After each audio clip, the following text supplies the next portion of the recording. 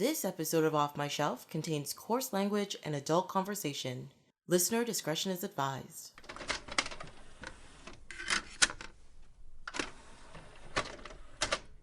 Hello, my name is Tracy James and welcome to Off My Shelf, a podcast about movies that are, well, off my shelf, where we go through my DVDs and talk about the movies in my collection. In this episode, Alix Cook and Austin Wong are here to chat about two films that have had recent reincarnations, Heathers and Hellboy. Welcome! Hello! Hey! Thank you for being here today.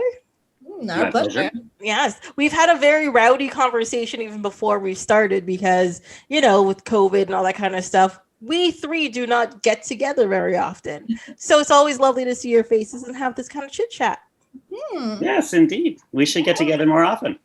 We definitely should. You know, with us being vaccinated and all that kind of stuff, we'll definitely be doing that soon. Mm-hmm. Yep.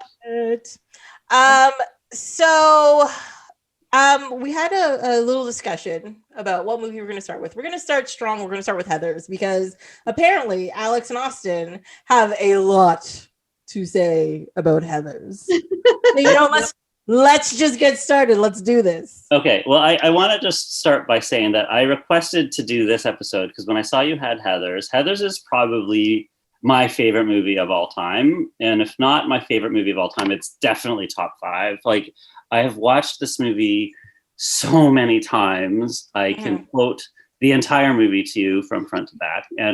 It's yes, which I would frequently quote this movie and people didn't know what I was talking about because it's so old, but it's so good. And it's also basically, I would say, the godparent of every single sort of Mean Girl teen movie that came after, including Mean Girls, which is a movie I also love and can also quote. But Heathers really did it first and did it sort of the meanest because no other movie, except for maybe Jawbreaker, has like a body count.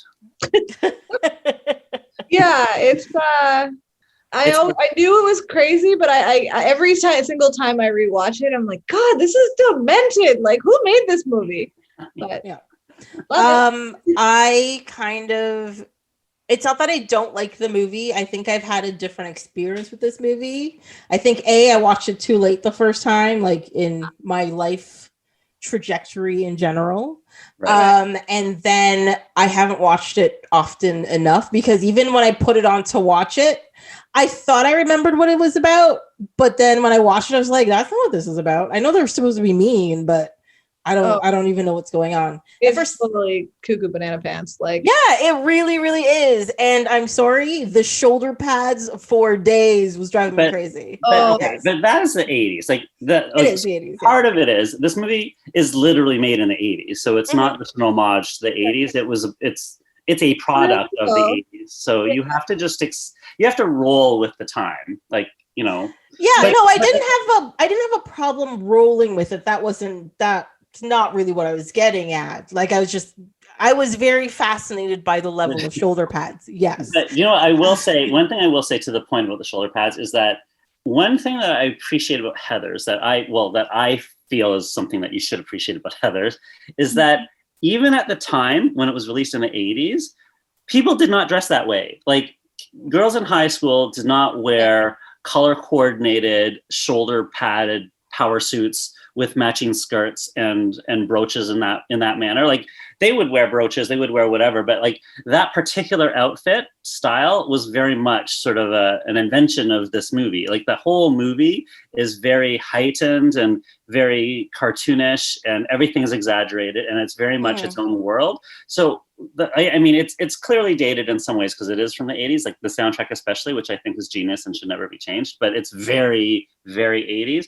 But the thing I did always think is that it is sort of timeless because it's not really representative of the 80s. It was exaggerated even then. And so it's always existing in its own world, its own little bubble. And also the fact that the filmmakers created their own teen slang specifically for this movie, like out of whole cloth. Like, everything they say in this movie is just their own made up thing. Like, for the girls saying things like how very instead of any other kind of like they just leave it that way, or like, you know, things that became more iconic, like fuck me gently with a chainsaw, like these types of things, you know, they just sort of made up. And I think it was a very stylized way of having their characters talk, and it wasn't sort of riffing off of the trends of the day. So it just always sort of was their own thing.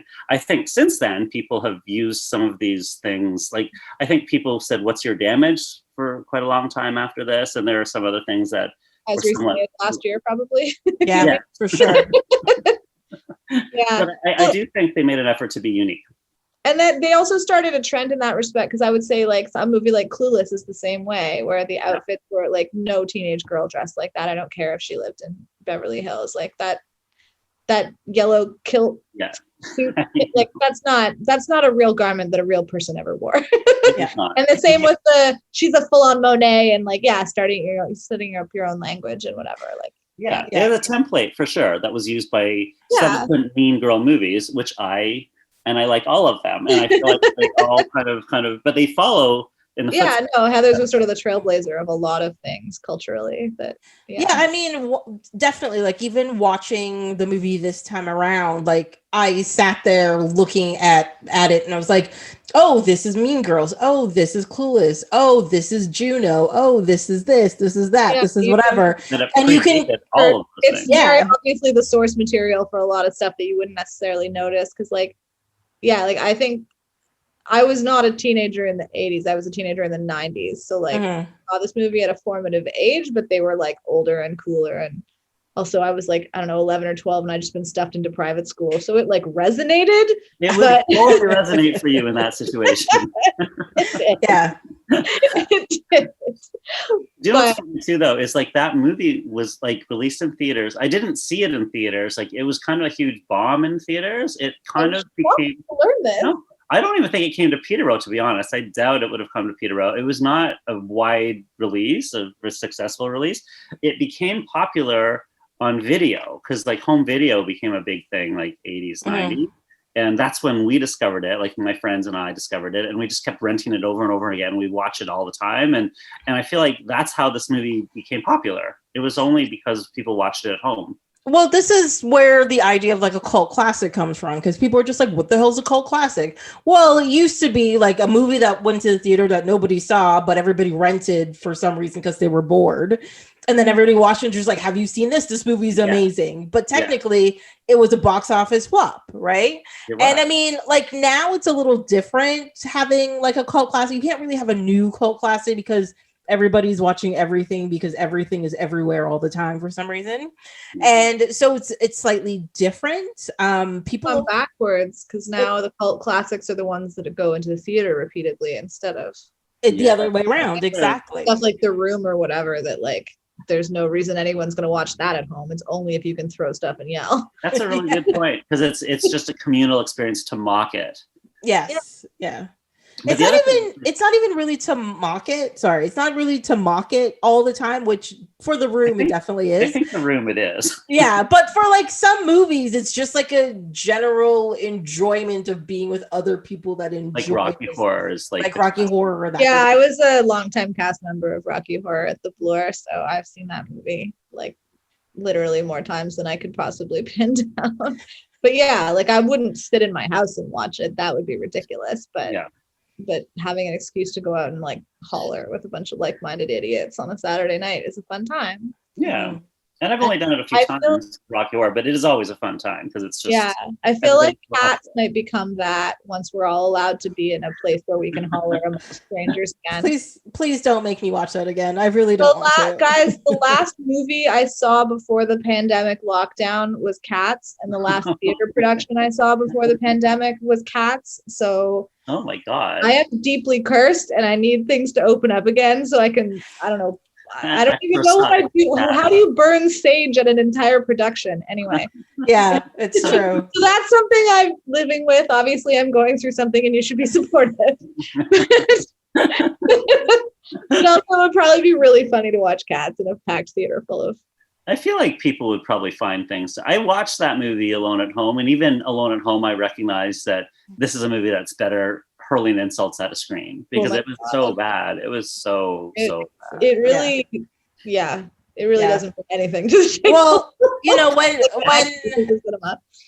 when I saw it at the theater, we went as a large group, and next to you, sitting next to me, and it was very clear nobody was there to. Well, like 2 people were there to actually watch the movie. Yeah, I felt bad for them. They made a bad choice. They did. 7 p.m. on a Friday night at Young and Dundas for a movie that has like been universally panned is not the moment to bring your child for a precious musical experience. Last and make a mess. I feel like that movie became a cult classic almost instantly because the reviews were basically so bad that people started going to it just out of curiosity to see how bad it was, and then started reporting that it was really fun to see this really bad movie, which is. Yeah. But I feel like this is not Heathers though, because Heathers is a very good movie in my opinion, and it's been very well received, and it's not reviewed, and it's not. People don't watch it because they want to say it's really bad. They watch it because it's a very unique movie, and like I say, like it's like the godmother of all Mean Girl movies. So it's I can rewatch this movie endlessly. And I will say a little anecdote. So like because I talk about Mean Girls so much at work, and I would quote it all the time, and then sometimes I quote Heathers, and then there were 2 people at work. Well, it was like Leandra and Stacy, and they had never seen Heathers, and they didn't know what I was talking about when I would quote it, and I was kind of mortified that they'd never watched Heathers. So they came over one night to watch it. And I never told them what it was about, and so they were watching it. and when the first Heather dies and is murdered and falls to the coffee table, they both were like, "What the?" And then they thought that they thought she was gonna get back up or something, but she's dead. And then when they continued to start murdering more people, it was a very funny reaction because they were like, "What is this movie? I did not know that this was what it was about." Because like afterwards they were like, "You told me that it was like Mean Girls," and I'm sort of like, it's nothing like Mean Girls actually in a way. It just has a lot of tropes that it created that Mean Girls uses, but the movie plot is nothing like Mean Girls. Like there are Mean Girls, it's just a lot more murderous than that. Yes. Yeah. And in comparison, the girls in Mean Girls are not really mean at all. Like I mean, in Heathers, they're truly very, very mean to each other. Like even to their friends, like when one of their friends calls a self-help line because she's depressed and she knows her friends listen to it, the one girl's first instinct is to make fun of her the next day so that and then she tries to kill herself. Like they're so terrible to each other. They're very awful. Yeah. I don't know. I feel like some of the success of the movie might actually have like benefited from it bombing in theaters because yes, there's a lot of it is like a send up of, parents being all like, "Oh God, the kids are into the angel dust or whatever the hell." Like he goes, I've seen a lot of shit. Angel dust, switchblades. I think perverse photography exhibits involving tennis rackets. I snorted and scared the dog at that line. It was like, oh yes, I love this movie, and here's one of the reasons why. But yeah, it is very much like a send up of that sort of like alarmist, like satanic panic. Oh God, the kids are doing the pot kind of nonsense. But also I feel like if it had been a bigger success in the theater, more parents would have cottoned on to the fact that these are like a pair of rogue high school students literally murdering their classmates for being jerks. And like, maybe they would have curtailed that on their Blockbuster accounts. If they That's true, actually. Like subject matter. It's like a sneaky movie in that sense because people didn't expect it to be about. No, you don't know that it's, And I mean, some of that was just the 80s because like, I don't know if I've said this on here before, but if you know me, you've probably heard this rant. But like, as a child, like Gem and the Holograms was my like favorite show and I loved it to death. And I still work in music like a jackass. So like, obviously it made an impression, but then I watched it a couple episodes as an adult and I was just like, oh, the Misfits are trying to run Gem and the Holograms off the side of the Pacific Coast Highway. Like they are literally trying to murder these people. Why was I allowed to watch this show when I was 5? That's insane. I am sorry. Rewatching shows from the 80s is scary. And then people wonder why our generation is so fucked up. I'm like, do you know what you had us looking at that time? Yeah, the stuff that everyone was like, oh yeah, that's fine. Like, some of it was very much not fine. But yeah, I The know. only seasons of Sesame Street have a warning label on the DVDs. They're not appropriate for children because these kid actors were just like frolicking about unattended in a junkyard, basically. Yes. Like, Well, that's the thing. I think in the 80s, people didn't realize all the things we know now. So we were allowed to do things that we would never be allowed to do now, like just like very, very dangerous things. But yeah, and the shows kind of reflect that in some way as well. I loved Gem and the Holograms. Like that was. I one of my like best friends from when I probably the one I watched Heathers with when I was 12 is like every year on her birthday I'd call her and like sing her the theme song for Gem. Like, we've been friends so long that I couldn't just send her the MP3 when we started. She always thought it was hilarious. So that's like she's made me do it in bars. Like it's That's so funny. Yeah. You know why? It's truly because outrageous. It's truly outrageous. Yeah. Truly. Yeah. But the thing about Heathers too that's funny is that, like, you know, the parents, they are sort of, everybody is sent up, right? They're all mocked in their different ways. And like, I like that Veronica's parents, like Winona Ryder's character, like her parents, they literally have the exact same verbatim conversation with her every single day. I think that's hilarious. They just tweak what it's about a little bit. Same pate, everything. God damn, why do I read these spy novels? Because you're an idiot. Oh yeah, that's it. I'm just you too. Well, I better motor if I'm gonna at that funeral tonight. But even like the two jocks that they end up murdering and pretending it's a gay suicide pact, and then they prove it because they leave a bottle of mineral water. That whole storyline is like so problematic, and the mineral water thing is so funny. I was just like, oh, I hate myself. I cannot stop laughing. It's so bad, but I mean, I'm doing a bad thing by laughing, but I cannot help myself. It's so like it's so well set up, and it's so ridiculous. It's so fun. And then the funeral with the two jocks in their coffins, support his father, holding footballs, and the father goes, "My son was a homosexual, and I love him. I love my dead gay son." Okay. So classic. Okay, I want to say one thing about that. I have to say one thing about that. That is super progressive, and I was super impressed that line was in there because you know there's a lot of movies in the 80s where like they find out somebody is gay and they die and they're just like, fuck that guy, right? Yeah. But it's just like, no, he could have told me. I loved him 5 years ago. Yeah. No, it's true. I mean, it was very ahead of its time, even then. Yeah. The only parent who actually gets it at all is this poor man who's been led astray by a bottle of mineral water. Exactly.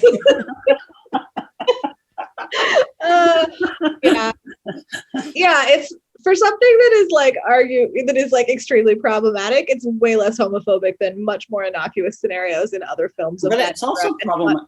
Yeah, but it's also problematic in a way. But I find it hard to say it's even as problematic because it's criticizing everything. Like everybody is being satirized. Like, yeah, of course. It's not being straight up about anything, right? Like everybody is being sort of mocked in some way. Like even like the hippie, the teacher, like everybody is like, I love, and when Winona Ryder says, I hate these news reports. They're eating up like eating suicide up like a spoon. And the mom goes, "What, you think this isn't a time for troubled youth?" And Winona says, "We do not want to be, we just want to be treated like human beings. We don't want to be patronized like bunny rabbits." And then the father goes, "I don't patronize bunny rabbits." I find that so funny. The delivery is so good. It's so good, yeah. So her parents were most excellently cast. They like very well cast. Their lines are like terrible and meaningless, and they just like they got it. They're just right so on, yeah. But yeah, I feel like I feel like the messages though are still relevant in terms of, she wants to fit in, and how far along is she going to go to fit in? She wanted to be popular, but she doesn't like her friends anymore because they're so mean, but she'd rather stay popular than stand up to them. Like, I think that's something that's obviously still very relevant. Yeah, I think whether you're in school or whether you're a quote unquote adult, that is still a thing, right? Like you want to be, most people want to be part of society. Most people want to be part of something. And most people want other people to want them there, right? Yeah, they want to be, everybody wants to be accepted. They do. And I think a lot of people sacrifice who they are for that acceptance. And within this movie, she kept sacrificing until she became so naive that she let somebody like talk her into murdering people and just to be out of that, which I just think is the other way. And yeah, she was so convinced that the people around her were evil that she did something very, very like very awful. And I mean, when a guy hands you a gun and he's like, see those bullets? They're some German word bullets. Bullets. They don't actually do anything. You're like, so what? It looks like they're shot and killed, but really they're just lying there unconscious and bleeding. I would be like, I'm still good. I don't want to use this gun. Thank you. But she knew that she was killing them. It's just that she was kind of so deep into it with him. And that's what's interesting about this movie too. Like, her friends are definitely bad guys, but then her boyfriend, who's trying to save her from the friends, is even a worse guy. Like, she's surrounded by terrible people, and she herself is kind of a terrible person. In both ways, right? Until she sort of tries to save herself. Well, because I think she's also lost touch with not just herself, but society around her, kind of thing, which happens to be most people in this movie. And one thing I also find interesting that makes her sort of quote unquote go crazy is that people are dying. It's being shown as teen suicide, yes, but everybody makes this crisis about themselves, not about the people that are dying. And it's like so disturbing that you can actually see that happening like right now when anytime anything happens. And you're just like, yeah, but I feel bad and I feel this and I feel that, instead of like, that's the person who's dead. That's the person who's injured. That's the person who's had something horrific done to them. But you're just thinking about yourself. Gotcha. Okay. Also, the theme of like people, like everyone being like, oh, Heather Chandler was a sage, whatever. It's like, no, she was an asshole and none of you liked her. Like, she was awful. But now all of a sudden, because she's dead, she's like a hero. And like, and that's what like the whole Tony winning musical about that, Dear Evan Hansen. Like, yes. How people, like create these completely false narratives around a death of a young person that just like don't have any traction in reality. But they basically overlook what that person was really like, which obviously when someone's dead, you're not going to go through everything that was terrible with them. But it wasn't interesting. But the movie does make the point that she's more popular than ever now that she's dead, right? Because people. Yeah, and it's interesting because now that's like a thing that happens on social media all the time, but it's always been happening. It's just the ponds were smaller, right? Yeah. Or it didn't reach as many people as well. Well, like it would have been your high school or your town or whatever, but it's still like but now it's like only been amplified. It hasn't been changed, I guess. It's very true. And that's what I feel like it keeps getting brought back up. So Heathers, as you probably know, was turned into a musical. Did you know that? I did not know it was turned into a musical. So like the Reincarnation I was talking about is they did like a TV series last year. Yeah, they did a series, but first they did a musical, and the musical is very similar to the movie, but they've softened it a little bit, and they've given, I would say that they're a little bit more redemptive in some ways, but the musical is also very excellent. I actually went to New York just to see the premiere. It premiered off Broadway at the New World. You can actually see, you can see the poster in my room right back there. Sorry, listeners, you're missing out. Yes. Anyway, but I mean, it was a really good musical, and it's actually playing right now in London on the West End. Like it actually transferred to the actual West End, and interestingly, it gets a lot of productions in high schools. So they actually licensed it for high schools. And I follow the musical on social media, so I see that they post all these things, and it's actually been picked up a lot. So I find that very interesting that high school students today are putting on a musical based on a movie from the 80s that's essentially very close to the original film. So I mean, I feel like that sort of shows how it's still kind of relevant, because people are still sort of engaging in this story. And then the show, Did you watch the show? Say about the musical that there was a Riverdale musical episode where they the cast was doing Heathers, and if you want to talk about very modern teenagers rampaging, and also sometimes there's a body count. Riverdale, here we are. It actually was a very good.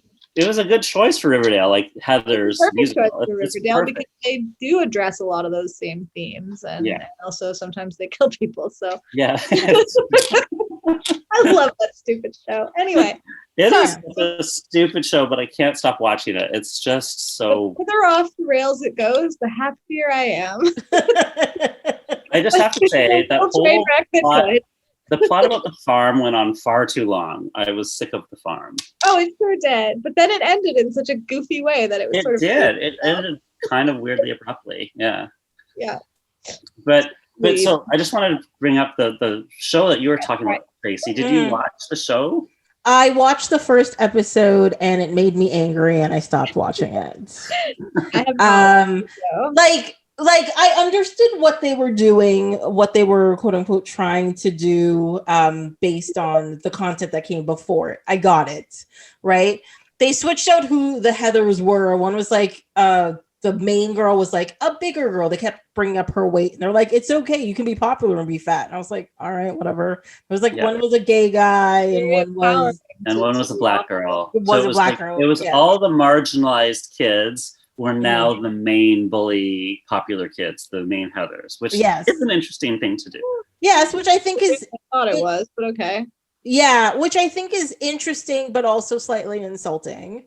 But then like I think they missed the actual campy spirit of Heathers and they took themselves too seriously. And so it just came across like, I know this is going to sound redundant, but it came across as flat out just mean and not satirical. And I was just like, nah, I'm good. I don't need this. This just seems, it just left a bad taste in my mouth. And I was like, I don't need any more. You know, I get it. I totally get it. I watched the whole series just because I'm such a fan of Heathers, and I feel like, and the series did like enough lip service to the fans of the movie that every episode there are at least 2 or 3 little like quotes or homages or Easter eggs to the film that you would point out and go, ah, ha, ha, ha. Like, I see. You followed their breadcrumb trail. I followed their breadcrumb trails, but I do get what you're saying though, and like I had 2 kind of major criticisms with the series. One of them was, while it was an interesting thing to make the marginalized people now the bullies, what it inadvertently did was it kind of gave the right this weird tool that said, see, we knew it all along. The left are bullies and they're bullying all the poor white people, because in the very first episode, it's like the fat girl and the gay guy and the black girl, they bully the white, straight male football player for wearing a shirt that has an offensive, it was like an Indian team. And so they said, you realize that's cultural appropriation and how dare you wear that? And we're going to destroy you on social media. So you'll have no life and have no career unless you take it off right now. And so they make him strip in the cafeteria just to humiliate him. And then they destroy him on social media anyway. So they kind of do things that the right accuses the left of doing all the time. And but they are clearly the villains. So it sort of makes, I feel like when it came out, the right started saying, this is a great show, which is not the endorsement you want, right? Exactly. White kids, the hapless victims, doesn't seem like it does anybody any favors. No, it's an interesting idea, but it's not the execution. You don't want that. You don't want it to make it look like white, straight football players are the true victims of woke social justice warriors who happen to be all the marginalized people, because that's the wrong message. It's not true, and it's the opposite. It's potentially dangerous. Well, so this is one of my biggest problems with a lot of stuff that's going on right now in the media and stuff. Like, I am all for representation. I love representation. As a Black woman, it's nice to see people such as myself on TV and doing stuff, right? It just shocks me every once in a while.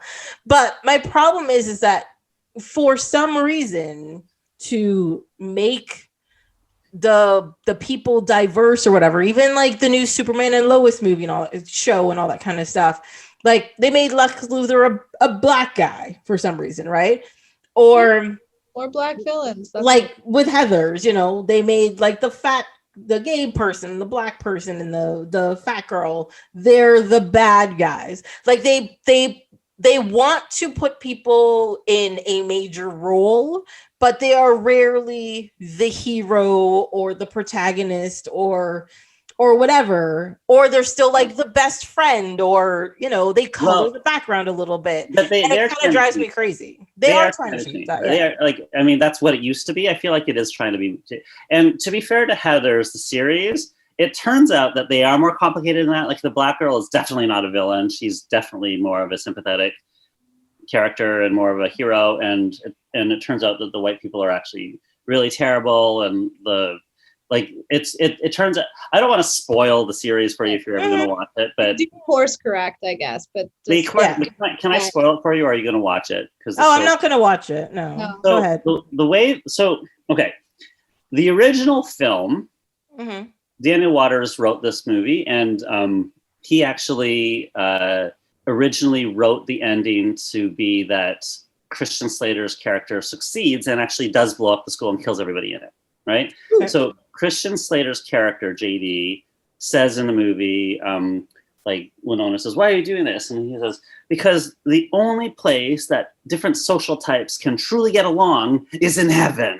And so he wants to kill everybody because he says, "No one loves me." So in the movie, he actually does blow up the entire school, and then it ends with them actually all in heaven and they all get along. So it kind of ends like he was right, and he kills them all. Like, it's very dark, and they obviously changed that ending, right?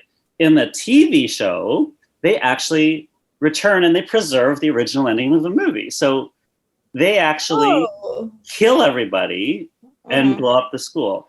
Not only that, but in the series, Veronica, who is the hero Veronica's the hero in the movie, who is starting to kill the popular people because the popular people are so bad, and then she just sort of falls in with JD, who's crazy, and then she, they portray it, she sort of accidentally kills these people, but then she realizes that she's wrong, and so she kills him instead, or tries to.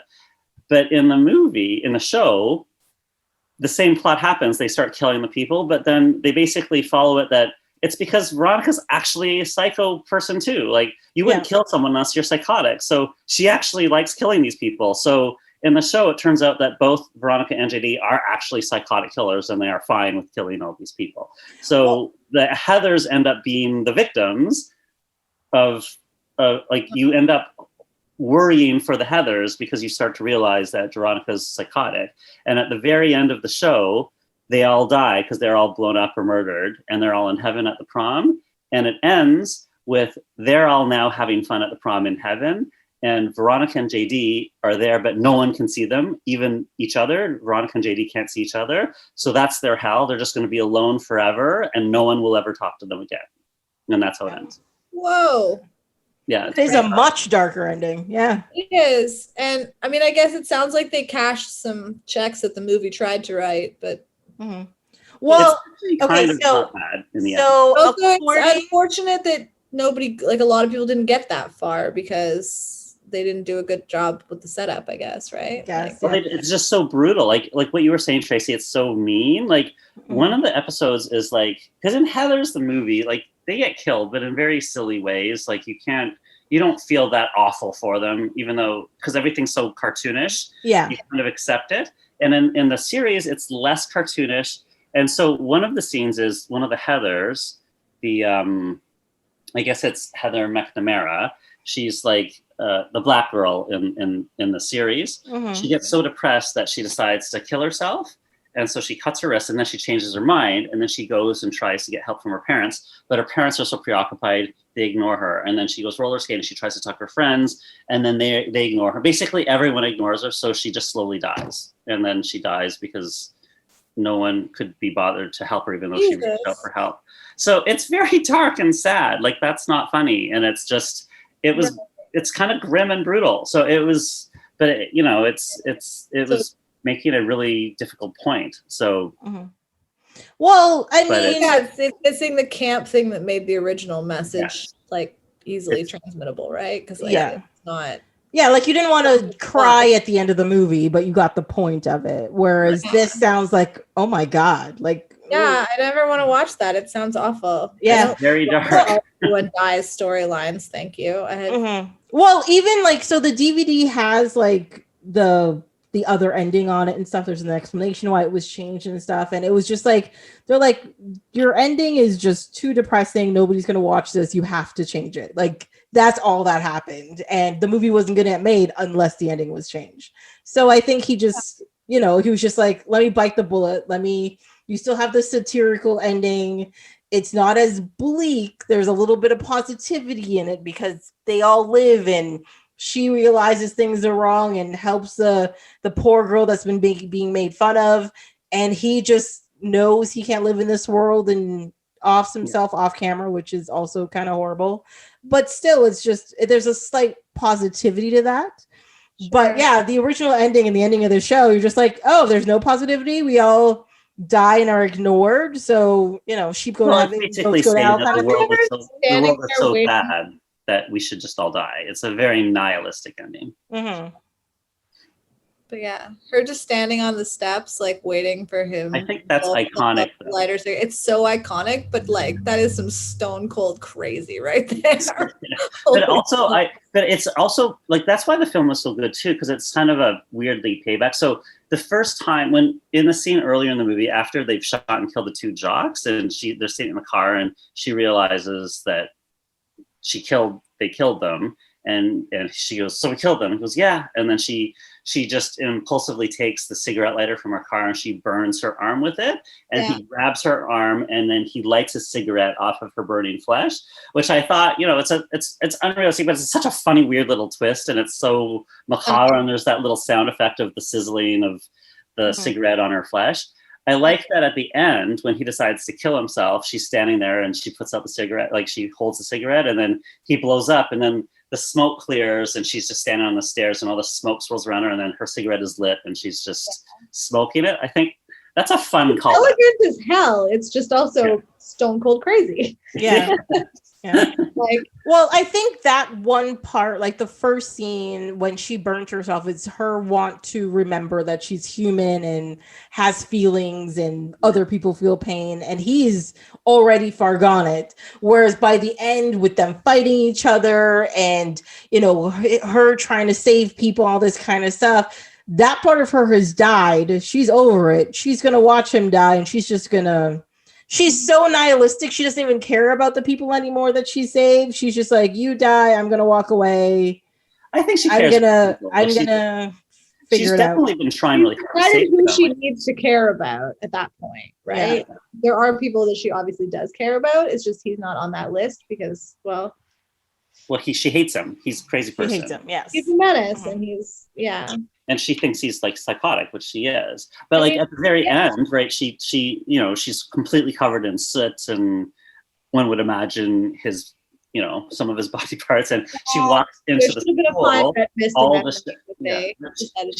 She walks into the school all disheveled, and then the Heather comes out, and she's all perfectly polished, and she goes, "Heather, my dear, there's a new sheriff in town," and she takes that iconic red scrunchie and puts it in her own hair. So it's an interesting thing, right? Like, she's just decided to take back the power. Like, she realizes the futility of trying to suck up and how stupid it all is, and she doesn't care anymore. She's going to change things. I love that ending, and I think it's hilarious that she goes to the Martha dump truck, like the fat girl that they were bullying, and she says, "My prom date kind of flaked out on me. Do you want to just like rent a new release and pop some popcorn?" And then the fat girl goes, "I'd like that." And then as they walk away and the credits are rolling and the fat girl's in like her little motorized scooter, she does this little happy circle around. Yeah.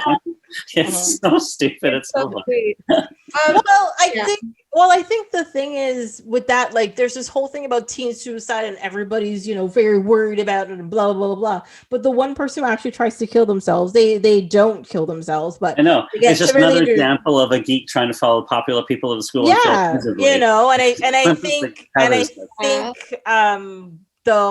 think the point of that thing is that most people miss the point of people calling out for help, or they go the wrong way. You know what I mean? So they sensationalize instead of actually seeing what the actual problem is, and that's the actual problem. This is just the sensation on the other side. I think we all probably experienced like our parents being wound up about something where we were just like, that is utterly ridiculous. Like, Yeah. you know, they were not looking in the right places. Like, and like, yeah, like I love my parents to death. They're wonderful. We're very close still. And like, they, you know, they did a good job. They did what they could do to like keep me mentally stimulated so I didn't turn into like a Jack Russell that ate the couch or whatever. But like, but also like they were super concerned about like what movies and TV I was watching. They didn't want me watching all these like murder shows and whatnot, but they didn't ever monitor what I was reading, which and like, you know, they were super concerned about like, oh, mosh pits kill people. And it was just like, by the time they like cracked down and were like, you shall never go in a mosh pit, I was like, well, that ship has sailed and sunk. Like, it was like, no, mosh pits are a threat to our children. It was like, Mosh pits. there was, I mean, there was like a thing where a girl got crushed against a pillar at a Smashing Pumpkins concert, and it became like a weird thing. But no, that was like a thing that my parents were like very concerned about. And I was like, I spend my weekends like crowd surfing at the Opera House. It's fine. They still don't know that. They know now. But like, yeah, but just anyway, so there's like a sort of, like the actual stuff that they might have been legitimately worried about, and that didn't necessarily get any airtime, whereas like these like hilarious nonsense things, it's probably true though for every single generation of parents and kids, because so many things changed in between when you're a kid and then when you have kids, that it's probably things that you're worried about are not really as much of an issue. And like, I don't know. I mean, I have a daughter.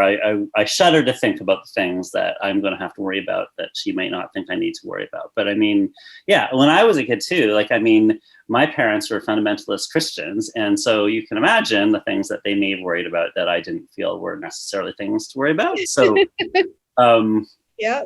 I mean, especially now that, you know, I'm clearly a gay man and there's all sorts of things that, you know, that entails. But I mean, you know, it's just a matter of communication, and there's definitely always a gap between a kid and parents. And I think that Heathers definitely talks about that a lot, like in terms of adults. Yeah.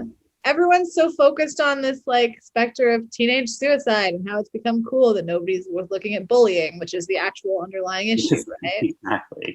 Exactly. Yeah. Which is surprisingly still happening. Oh my God. Even more. That's the thing. It's the bullies just got louder, right? And they have more platforms because of social media. Well, exactly. Yeah.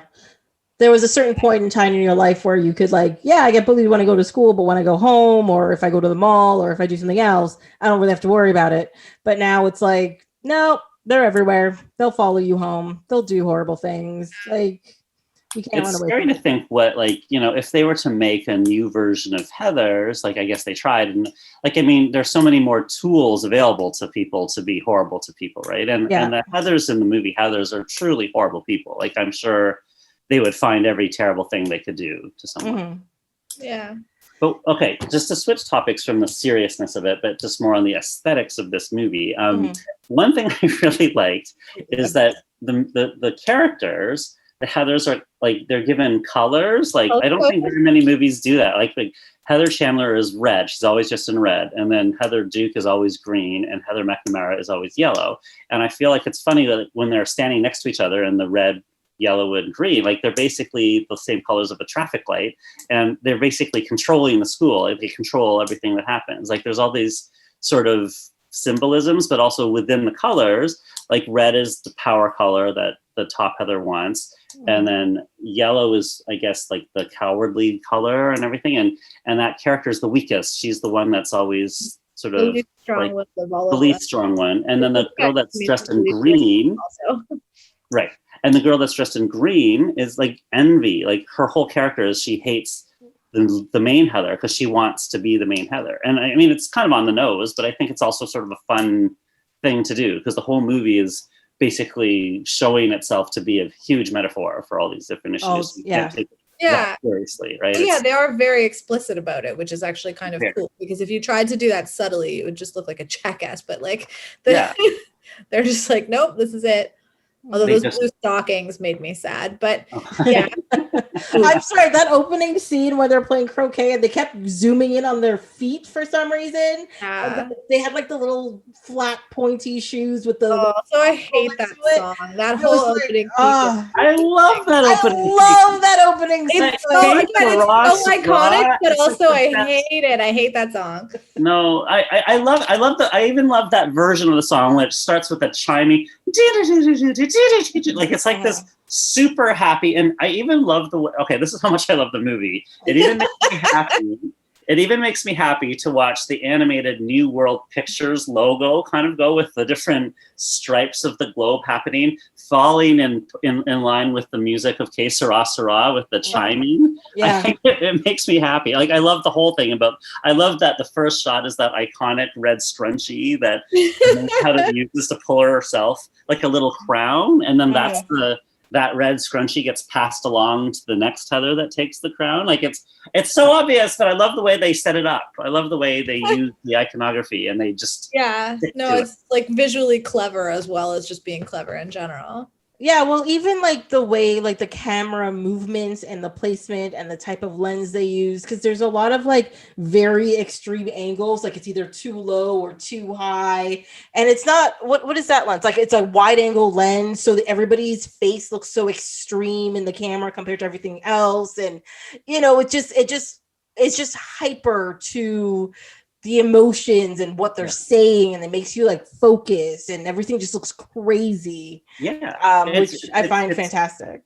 Totally, it's very committed to its vision of being this very stylized, sort of hyper real kind of presentation of all these concepts, and and that's why they can get away with saying these lines, like like when the one Heather says, "Did you have a brain tumor for breakfast?" And then actually. Weirdly, the actress that says that actually died of a brain tumor. Like no, yeah, she's dead, and she died of a brain tumor. So that's kind of a horrible irony. Yeah. There are two weird trivia things like that, because there was also another actor, the guy. He's not particularly memorable in the movie itself, but just in the one like interview thing, he's like, oh, suicide. I don't think I can handle that or whatever. Yeah. And then that actor actually died by suicide. No, not. Yeah. Oh God. Yeah, so it's like it's kind of rough. There's like these two weird like actors that died young for. And it's so sad about that. Like, I mean, all of it's sad, but it's like I thought that the actress that did that, Heather Chandler, who was the main mean Heather, I thought she did such a good job of being like this mean, and you never really see her in anything else. And no, I don't remember her in any. Well, that's one of the things I found very strange. Not really strange. Yeah, kind of strange about this movie is that it's such an iconic movie, but except for this, like Shannen Doherty, Winona Ryder, and Christian Slater, I don't recognize anybody else in that movie from anything. No. And usually when you watch a movie like this, you usually at least find like one or two faces where you're just like, oh, this person in there is, even if it's for like 3 seconds, like something just flashes and there they are, right? So like I've spent a lot of the movie going, how come I don't see anybody else in this movie? What's happening? Yeah. But everybody in the movie is just perfect at what they do, whether it's like a big role or a small role. Like, I agree. Yeah, very perfect. Spectacular. They're so good at nailing their little roles, and I think also because it was like a small film and it didn't do well at the box office. Like I don't think it was going to launch anyone's career. So I mean, I don't think this really benefited a lot of those. Whereas like some of the glossier, more like a Can't Hardly Wait type scenario where there are like group scene. Like, have you watched that movie recently? Everybody's in that movie. The person who's in that movie, even like the guy in the back, you're just like, oh yeah, that guy. Yeah, he's famous now too. Like it's I know, but that's what I was going to say. It's not zero of that mojo. But it's not a glossy John Hughes type movie, right? Like it was literally made in the height of John Hughes 80s movies, but it was like made as a total response to those movies. Like it's very different from 16 Candles, obviously. Obviously, yeah. I was going to say, can we talk about the irony of this being like a major role for Shannen Doherty early in her career, where she plays a satirical mean girl, and then turned out to be like an absolute horror show of an actress for like 20 years. But she's better now. I think she's nice. No, that's the thing is like, but like, and like, I'm glad, like, whatever. Infinite chances if people are trying, but like, how many projects did she get not, how many sets did she get booted off of because she was an absolute fucking mean girl? And it's like, your career started with you doing a note perfect satire role of why it's bad to be a mean girl. I know, but she was so good at it. Behaved so badly that your career just like fizzled because nobody wanted to work with your bitch ass. Like, why? And as you say, like now, whatever, she's been, and like, good on her. She's been dealing with some like horrible life altering stuff. And she is like, she's doing the work. She's like, she's also been like 30 years actress, and she's become a very like open and honest and lovely person, I guess. I mean, obviously I don't know her personally, but like, but like, like she just terrorized set after set because she could. And it's like, are you like, yeah, she ruined What's the irony, Anvil? Somebody drop it on her. Yeah. It is too bad because I actually really liked her in the first Beverly Hills 90210, and I thought she was really good in that show. Talented. It's just. But isn't that where, all her fame went to her head, and that's when she really became the mean girl on set and stuff? That is when. She was a terror on that show, and then she left because I guess she thought she would do bigger and better, and then the same thing happened on Charmed, where she ended up. Oh yeah, she got booted from that. That's right. Because nobody wanted to deal with her. So, but she rejoined the cast for the reboot of 90210, and they all say they like her now. So I guess she's. Well, no, that's what I mean. Like she did the work, and she's publicly acknowledged that she was a horror show. So like, this isn't like anyone, this isn't just like speculation or whatever. Like this isn't Hollywood rumor. This is her being like, oh yeah, I was a real bitch. Like, I lost a bunch of good jobs because I was horrible and nobody wanted to work with me. So like, it's just ironic that she got like, this was a boost to her career and she didn't at all internalize any of the message. But do you know what's interesting too? Like I read that she almost was not allowed to be in the movie because her parents thought that the movie was too sinful and bad. Which it really is, like in terms of the teen movies at the time, it had the most sin in it. I mean, they were really bad. And, her character in particular was really terrible. Like at the funeral for the first Heather, she's praying and she goes, I prayed for the death of Hannah Chandler many times and I felt bad every time I did it. But now I know you heard everything. Thank God, praise Jesus. Like her outfit in that was too perfect. Also, oh, I know. Such a like Dynasty Widow outfit. I was just like, oh, the hat. Yeah. But she almost didn't do it because she didn't feel like it was like her. Like they thought that it was not good. Like she was a Christian girl and she wasn't this and that and everything. But then they did it, and it turned out to be a really great thing for her career. And she says that iconic line from that movie too, which is like when Winona Ryder says, why can't you just be a friend, Heather? Why are you such a mega bitch? And then she goes, because I can be. And it's such a perfect thing to say because that's stating it out, right? Exactly. Yeah. Why not? And then she follows that line up with saying, why are you pulling my dick, Veronica? Do you really think that if Betty Finn were cool, she'd still be hanging out with her dweebit friends? No way, Veronica. Like she totally uses like even male iconography to be like that. Like everything is so perfect the way she says it. It's just like it's such a good script. Yeah. I don't know. I mean, no, it's not that I didn't like it. Like I watched it. I know the point of it. It was interesting. But I'm not getting that same oh my God out of it. Like that's just it just didn't for me. Like I spent a lot of the movie going, oh my God, that's not relevant anymore. Like because they're just like, oh my God, the radio show is on. And they went and watched the radio show and I was just like, oh. No, but nobody knows what you're talking about. But it's also in the 80s. It's no. Well, that's and that's the thing, right? Like there are certain like, like you go back and you watch certain things. Like I was watching Seinfeld the other day and there's a whole episode. There's several episodes about people not being able to get in touch with each other because people aren't home and they lost their like answering machine. And you're just like, nobody understands that anymore. What are you doing? I mean, that's a whole other thing. Yeah, So like I was watching it and they were talking about like, he's got like a new tape. I'm like, you show this to like a 20-year-old and they're just like, what is that? It's a cassette tape. I don't know what that is. That's crazy. Like it's stuff like that.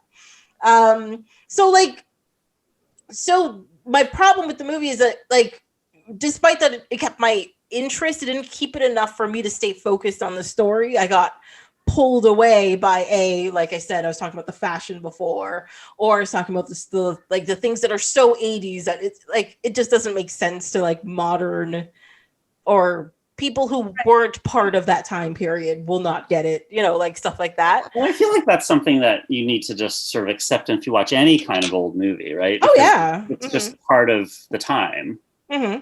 And I get that, but what I'm saying, it's not, I don't have a problem with the time period it's in. I know it was made in that time period. My thing is that if the story kept me interested enough, I would not care as much. Whereas I think it didn't keep me interested enough, so I cared a little too much about that stuff. Is all I'm saying. Yeah, no, that makes sense. And if you didn't watch it at a formative age, like if you didn't watch it when it was more current, I can see how it wouldn't be as relevant to you now. Like you don't. Yeah, I think I watched this for the first time, or like between like 18 and 22, like in that time period. Like I watched it way too late. Right. Yeah. So it wasn't like in there. It wasn't like, oh, this like affected me. I watched it and I was just like, all right. And then, I've watched it a few times, but it's definitely not on like, oh no, I gotta watch Heathers, or like Heathers is on, I must look at it. Like I think we're on a good spectrum because Austin's obviously a super fan and you are at the other end, and then I'm like somewhere. You're in the middle. Yeah. Yeah. Like I saw it at a time when it was particularly relevant to my life, so I have like a vast affection for it. Mm-hmm. Probably still have a copy on VHS somewhere in my life, but yeah, I'm not like a super fan either. Yeah. But like I definitely watched it out of high school. And I was like, you know what? I get the cliques. I get, the mean girls and like the jocks and the whatever. And I get the parents ignoring you because, you get to a certain age where you're quote unquote an adult, but you're not an adult. So you got to go home, but your parents don't care, blah, blah, blah. Or they care too much. There's that spectrum, right? Yeah. And so like I got it, but because I think I was past it, it didn't like affect me. Yeah. I mean, it's hard for me to imagine what that experience is like because I watched it at a younger age where I felt like I don't think it speaks to you necessarily because it's so. I mean, it like the themes speak to you, but like the plot is so over the top. Like you're not killing your classmates, but yeah, like my friends and I just thought it was so hilarious that they were killing. Because like we were watching all these '80s like John Hughes movies that are, let's face it, pretty saccharine. Like they're great, but they're they're almost preachy. And then this movie is like the opposite of preachy. It's like so, just the opposite. And we thought it was hilarious. And we just kept like it's what is it? It's cynical. It's very, very cynical. It's very cynical. Yeah. Whereas John Hughes is very like optimistic, and he's like, I understand your pain. I understand, as a teenager, you're going through all of these things, but it's gonna get better. Where this is just like, you're fucked. Everything's fucked. And also, like, movies that I love too, like The Breakfast Club, are very unrealistic about like all these different types just becoming best friends because they spend detention together or whatever. Mm-hmm. Like, it's a very nice movie, but I feel like this movie was funnier and it was kind of. Yeah. Well, the reason why in Breakfast Club you can't see them the next day or Monday is because that shit fell apart. You're like, you had a good time in detention, sure. You made out in a closet, fine. But Monday, like when he says, like, are you gonna talk to me on Monday? And they're like, yeah, no, they're fucking lying. That's not no. What? Maybe Monday, not by Wednesday. Not by Wednesday. Yeah. It's over. It's gonna be over quick. Yeah. Yeah. Just because they learned that lesson doesn't mean they're prepared to teach that lesson to everybody who comes at them forever. That's a very good way to put it. Mm-hmm. Yeah. Yeah. It's very true. That's how that works, right? Yeah, because once you get back into your circles that you're usually with and you get back to that pressure, you're gonna give into it. Unless you're like so strong. Like you're gonna give into it. It's just everything that happened in Heathers will happen in that John Hughes movie on Tuesday. Exactly. That's it. Yeah. Without murder.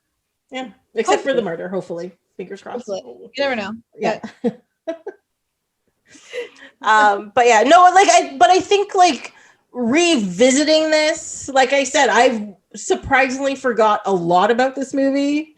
The scene, like the opening scene, as soon as the camera turns around and she's like the head in the ground, it's in my brain. I'm like, oh, there it is. I was like, is this early in the movie? I thought this was later. I had totally forgotten about that, and I was just like, "Woo! All right." Funny thing, but it makes no sense. It's just like this weird, surreal little image, just to sort of fuck with you a bit. Yeah. Ridiculous.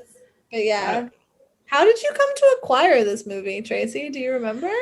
I think this may have been my purchase to watch the movie the first time, to be honest. Okay. Like it was one of those things where I was like, you know what? I've never watched this movie. Oh, it's on sale. Yeah, sure. Why not?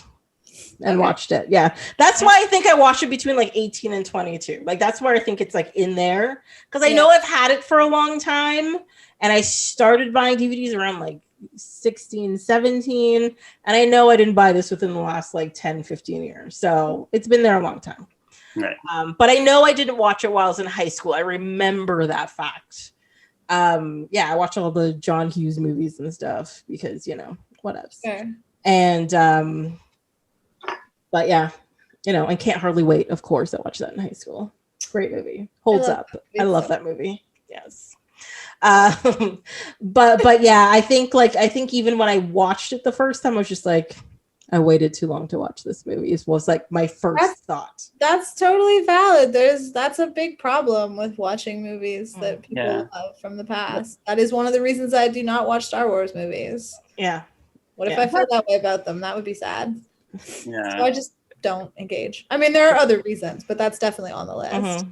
Is it for spite like me with some things where I'm just like, no, you've talked about it too much. You're pressuring me. I'm just never going to watch it. That's it. Well, never I was happening. Pretty determined not to. And then every nerdy dude I met for like a decade was a jackass about it. And then now it's just like, well, I'm going to go to my grave. But yeah. I mean, I think I find that surprising that you haven't watched. Like, I feel like. I know. But again, like I don't have that nostalgic attachment to them. Yeah. So it's like, it's bad being that person who has to be like, no, I refuse to watch the Star Wars movies. But imagine if I was that person who was a nerd who genuinely did not like the Star Wars movies. Like, I don't want that for myself. Oh, yeah. Yeah. I'll deal with the current can of worms. I don't need to open that one. Yeah. If there's a real fandom and you don't like the thing, oh my God, it is destructive. It just. Yeah, it's just not worth it to me to engage with that particular. I feel like you might like some of them though, because you love the Marvel movies. So. Well, yeah, but like I'm sure that I would get stuff out of it, but also it's like it's not like I don't know what happens. Like I live in society that there can't be that many surprises. Well. I have to say, I can't really vouch for the acting in the first movie all the way around. I think some of it's very good. Harrison Ford, I think, is good in all of the movies. Like, he's good at what he does. And they're all actually not bad. Carrie Fisher's also very good. I think Mark Hamill's, even though he's hilarious now and, he's fine, but his voice is so squeaky and there's something about him. He's come into his own. Oh, in that first movie, Luke Skywalker is a whiny bitch. Like, it's fucking, like, I have been watching those movies for a very long time. And even I have to say, like, I rewatch the first one every once in a while. It's definitely better than the prequel still, but I watch it every once in a while. I'm just like, shut up. I know. He's so, he gets better. He gets better. A lot of twerpy behavior on his part, I feel. Yeah. And the older I get, the less patience I have for twerps. Well, and so you would definitely have a problem with that movie. But anyway, whatever. I don't. Anyway, that's wildly off topic. Sorry. Wildly off. Here's a question I have for you, though, Tracy, especially. So, what is your take on Mean Girl, like the movie Mean Girls? The movie Mean Girls, I really enjoy that movie because that's a movie that you definitely did not see when you were in high school because it came out much later. So you can't have the excuse of not seeing it at the right time. But it's very similar in some ways. But in some ways it is similar, but in some ways it's actually quite different because the way they tell the story in that movie and how the actual story progresses is quite different. It's really quite different. Very different story. Yeah. But thematically, it's similar. It's thematically, it works. But I think it may have to do with like Heather's the stylized nature of it, and like we were talking before, like the pacing of the film and how the story unravels within the film. I think I was just exposed to too much stuff. Except that may have been like it, that it's taken from. Yeah. Or, because it is like, if you actually look at the structure of the movie and you look at how the story is, it's actually it's quite choppy. It's quite choppy. I find it choppy. I don't think it's choppy. I think it moves along very well, and the scenes generally follow where they should. Like, I feel like in terms of the 80s, like we were talking earlier, like 80s movies are nothing happens, but that's not really true of Heathers. Like, something happens in every scene. Like, it's a movie where there's no fat. Oh, yeah. No, I'm not saying nothing happens in it. It's just the way the things happen. Like, when, for example, okay, I'm going to put this against an action movie, right? But it's not. I know it's not an action movie, but I'm going to put it against this to clarify what I'm saying. There's tons of action movies out there, tons and tons and tons of action movies. But there are action movies that have a story and have a purpose. And, as you go along, things happen, whatever, right? But then there are action movies where it's very clear they just want to blow things up on screen and shit just happens all the time. But that doesn't mean it's a good action movie, right? And I think Heathers might have this problem where you're like, yeah, it's about mean people. Yeah, we're being satirical and stuff happens all the time. But that doesn't alone make it a good satire.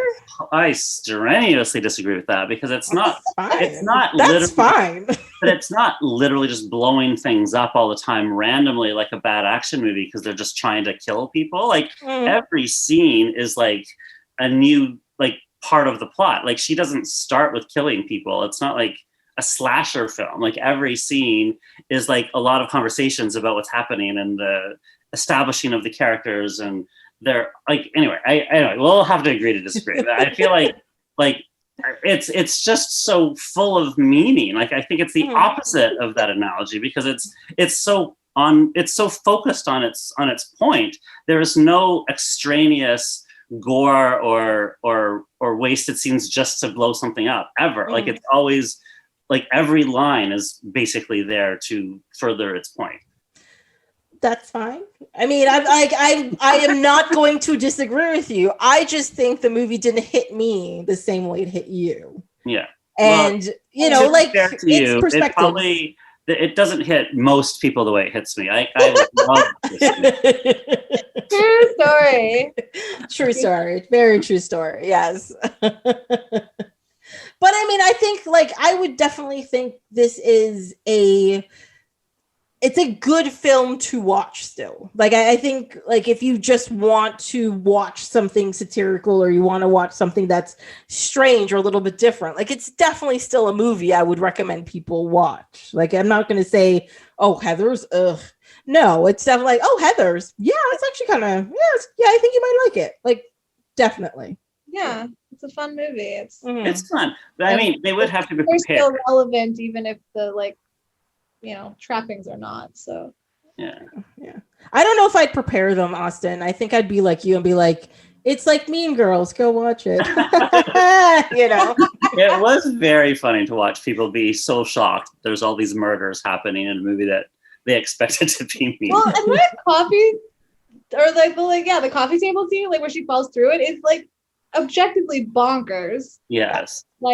It's a real. You don't expect it. It's very dramatic, just the way she chokes and dies, then smashes.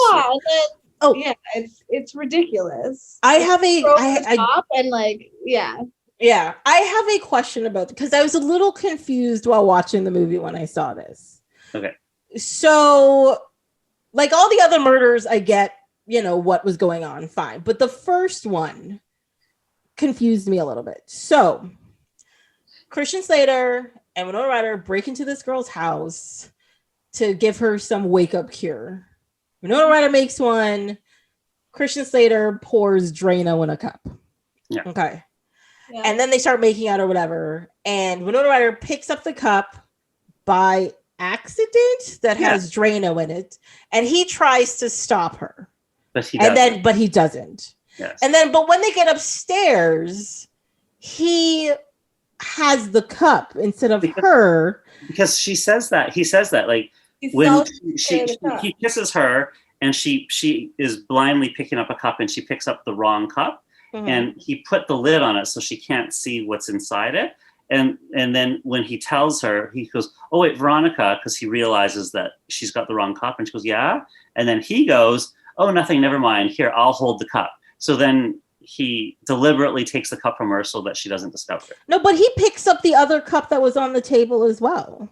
No, he notices that the cup's on the table, but then the dialogue is she's walking away holding the Drano, and then he looks down at the table that has the cup, and you can see the bean with bacon or the orange and milk or whatever it is, and he just says, "Oh wait, hang on a second, I'll carry the cup," and then he leaves to take the cup from her.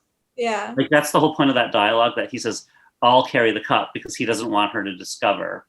Yeah, it's awkward, but it does actually hang together. Okay. It does. Okay. But yeah, because I noticed that too. I was like, didn't she just? Oh yeah. Yeah, I was a little confused to grab the cup from her to carry it up the stairs. Yeah, but when they get upstairs and he talks Heather into taking the drink from him or whatever. Yeah.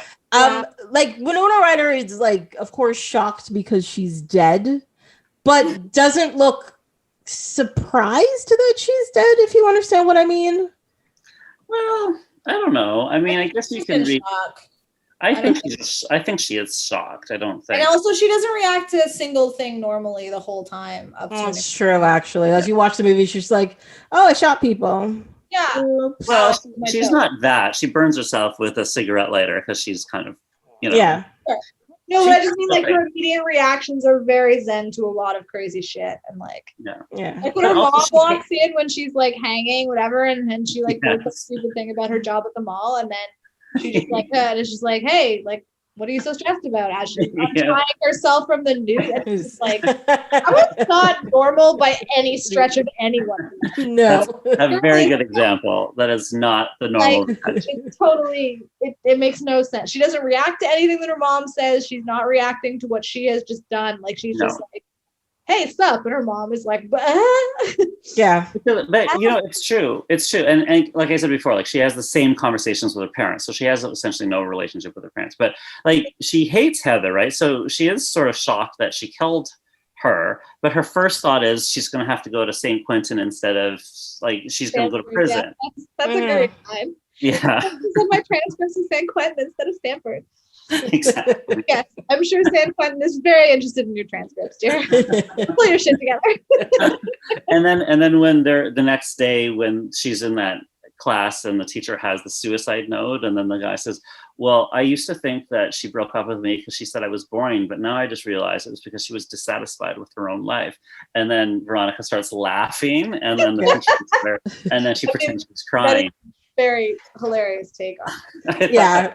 But she doesn't care that Heather died, right? She doesn't care. No, she's a monster. She hated her. So yeah. So she's not really responding that in a normal way. Like she's no. You know, and when people say to her, "Oh, that must be really tough on you," and she goes, "Oh yeah. What's the like?" She's very obviously she doesn't care. Yeah, so, she's very blasé about it. She is very blasé, and it's intentional, right? She's like the whole movie is very heightened, so she's not a perfect person. Like she. I mean, she kills people. Not at all. Yes. I think that puts her pretty far from perfect, to be honest. I mean, she ends up being pretty bad. She ends up being pretty bad. She watches her ex-boyfriend blow himself up and doesn't even like attempt to make it to stop him. But he tried to kill her too. Yeah, and a whole school full of people. I mean, he came into her. He was a good guy. I'm just saying a token, like maybe you could see a counselor might not have been like the worst. No, at that point, I think I wanted to see him dead too. But, yeah, the one flaw though. We're watching a movie, not a real human being. Yes. No, exactly. I would never. I want everybody to live, but I mean, yeah. Like the one criticism in terms of like the structure of that movie, and it's partly because they had to change the ending because they didn't want him to do the original ending, is that it kind of doesn't make any sense that. If Christian Slater was hellbent on blowing up the whole school, and then Winona tries to stop him and have this whole tussle, this is an example of what I was saying earlier before we were recording, where I hate when people are tussling with the bad guy and then they knock out the bad guy, but they don't disarm the bad guy. I mean, in this case, she knocks him out again, and then she just leaves the bomb there with the detonator in his hand and just leaves the basement because the bomb seems to have stopped. But I mean, really, she should have taken the detonator. She should have, like, she leaves him in there with all of the things, and then he just reassembles the bomb things and comes out of the school and blows himself up. And if you're following the logic, like, why wouldn't he just wake up and then finish the plan and kill everybody? Exactly. Yeah. Except that the movie people didn't want him to do that, so that's why they switched it. To get financing, so that's literally what happened. Yes. Yeah, I get it. Maybe I just need to watch it more often. You know what? Everybody's going to have a different opinion. I'm just passionately defending it because it's literally my favorite movie, and I feel like it's just so well written. It's just so, I feel insightful even now, and it's so strange. And it was just like, I was so into all of those John Hughes movies. I was into all the movies of the 80s, and this movie was just so strange in that milieu. It was so different. It was so its own thing, and I couldn't get enough of it. And it's also partly because my friends and I watched this movie so many times together. We quoted it at each other. It was like our favorite movie. So it was like a kind of a bonding thing, and we thought it was such a badass movie. And so you're like holding it close to your heart. That's what it is. Yeah, but I genuinely think it's a good movie, even beside that, because it's gotten so much praise over the years. Like, there have been so many. It's still relevant now. Yeah. Like, people are referencing it. There's been retrospective articles written about it on all the different anniversaries about how influential it was, how good it was. Like, Winona Ryder has said on the record it's still the favorite movie she's ever done. Like, it's such a, I feel like it's such a good movie, but I just like that it's a weird one. It's not a sequel. It's just its own thing, and it did launch a bunch of movies that have also become movies that are among my favorite movies. Like, as you know, I love Mean Girls, the movie, and it's I can watch that movie endlessly as well. And it's obviously a very different movie, but I can see all of the things that it borrowed from Heathers. Yeah. It definitely hit off a specific genre of films, I think. It did. It's sort of launched the Mean Girls kind of genre, that subgenre of teen films. And there's also it ended up being like there's mean girl characters in lots of movies. Well, I think before, like, this movie centers around a group of mean girls, but there were always mean girls in movies. But the movie, but they were never movies about them. Whereas I think this centered around the girls, and there were movies after it that centered around the girls instead. Yeah. So I mean, because even like John Hughes movies had mean girls in them, but they were just never. They were just like supporting characters that were just supporting. We're just there, kind of thing. They moved the plot along, but they didn't have. They were there to be the antagonist in the plot that were overcome in some way. Just the person self-actualized and realized the value of themselves. Yeah. Well, yes. Let's put it that way. Much like Hellboy has to kind of realize who he is and come to terms with himself. As I sit here trying to come up with the segue, you took this from me. You took it from me. I'm so sorry. I didn't realize that's why I felt it was time. It was time. It's time. It's time. So Hellboy. Yes. That sure is a movie that happened. It is a movie that happened. Look, I'm actually very mad that you made me analyze this movie because I like this movie. I like it. It's one of those movies I enjoy having on in the background while I do stuff. And then every once in a while, I'll run back in the movie and be like, I like this part, and then run back out. So I don't know if that's a bad thing or a good thing. But then having to like analyze it was very frustrating. Because that's I picked out some flaws. Because I don't know that I have anything intelligent to say. I might be straight back into like a bat nipples place on this, where I'm just like, Do you know what I would say? Like my notes are pretty slim on this movie too. So my only notes were, I thought it was hilarious that, you know how when they all subtitle where they are, like France or whatever, or police station, just so like a establishing shot. I thought it was hilarious in this movie that they're underneath the subway station and they put on a subtitle, abandoned subway area. It's fun. It's having fun with itself, making fun of itself. I don't know words. But they only did it that one time. I thought that seriously, which is good. I thought that was funny, and I thought it was interesting that Guillermo Del I never Toro. pronounce his name right, but anyway, Guillermo del Toro. I'm just going to call him Del Toro. Like he did The Shape of Water later, and I feel like the design of that man was almost. You could see how he got. You could see point A having seen The Shape of Water as point B. Yeah, and it's acted by the same guy, Doug Jones, and everything. Like it's. Of course it is. All right. So it feels like So it feels like he really liked that character and decided to give him a movie. So he's like, we can't call him Abe Sapien. We've got to change the name, and maybe he just can't talk, just swim around and has his little crotch pouch that we don't really see. But and let's give him a girl. Let's give him a girl. Yes. Yeah. Yeah. Oy. That's true because the character still likes eggs. Yeah. Well. Oh no, the crossover is significant. It's real. Yeah. It's an actual thing. All the questions, all the awkward sex questions anyone had about Abe Sapien were definitely answered by Well, the thing is, Abe Sapien wore pants. Everyone had questions. He had pants on, so I don't know. I mean, yeah, but there were still questions. There were still questions. Of When course, did pants ever stop questions? Often more. Anyway. And the only other note I had was I was surprised to see that Jeffrey Tambor was in this movie. He was pretty great for what he was doing in this movie. Yeah. Well, I think that's the thing with Jeffrey Tambor. He always brought, like, I want to say gravitas. There's something very powerful about the way he sounds, right? Whether he's making a joke or he's being serious, he's very weighted, right? But of course, we had this discussion the last time I talked to you, Austin. He has ruined things. So as soon as I saw him, I was like, oh, yeah, that's right. Well, it was my first And I thought. also think he brings baggage with him because you know that it's going to be an unlikable character mostly. All the time, yeah. He's always cast to be this asshole that maybe he's redeemed at the end, maybe he's not, but you can count on him to be a bit of an asshole. He's the lovable asshole. Like you don't flat out hate him. You dislike him, but you're just like, I can't be mad.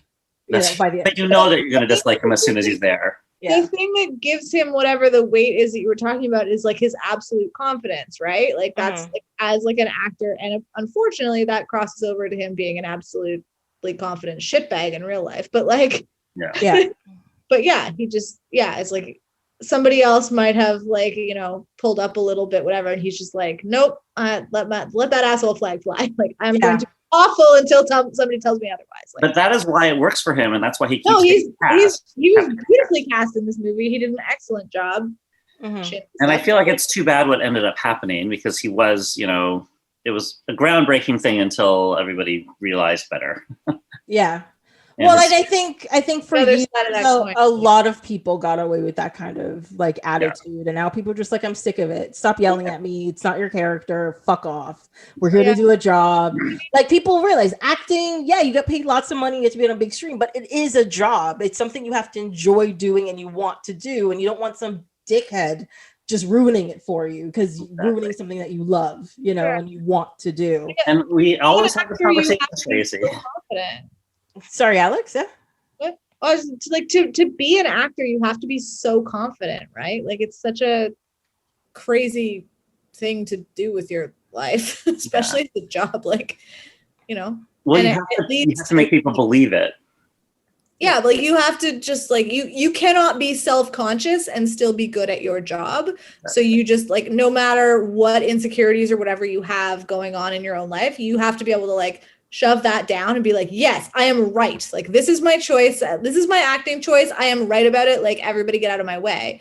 And unfortunately, that translates behind the camera. And that's why a lot of actors are totally unbearable. So which is why they have to be self-absorbed because it's the way to succeed, probably. Like, you can't, and like some of them strike a balance and some of them don't, as with any job and any, whatever. But yeah, that one particularly tends to people being assholes because what makes you succeed in your job makes you fail in your personal life. So, well, I mean, to become an actor in the first place, you have to like there's so much rejection and so much judgment and so much just like destruction of who you are for you to be like, yeah, I'm going to come back and do this tomorrow until you become famous. You got to have some level of dysfunction in you. And also just like people are dissecting who you are, like your physicality, your voice, like, and it's hard to not take that personally because they're criticizing you, your actual body in some cases. We're signing up to have people talk shit about you repeatedly for literal years. And try to turn you into somebody else.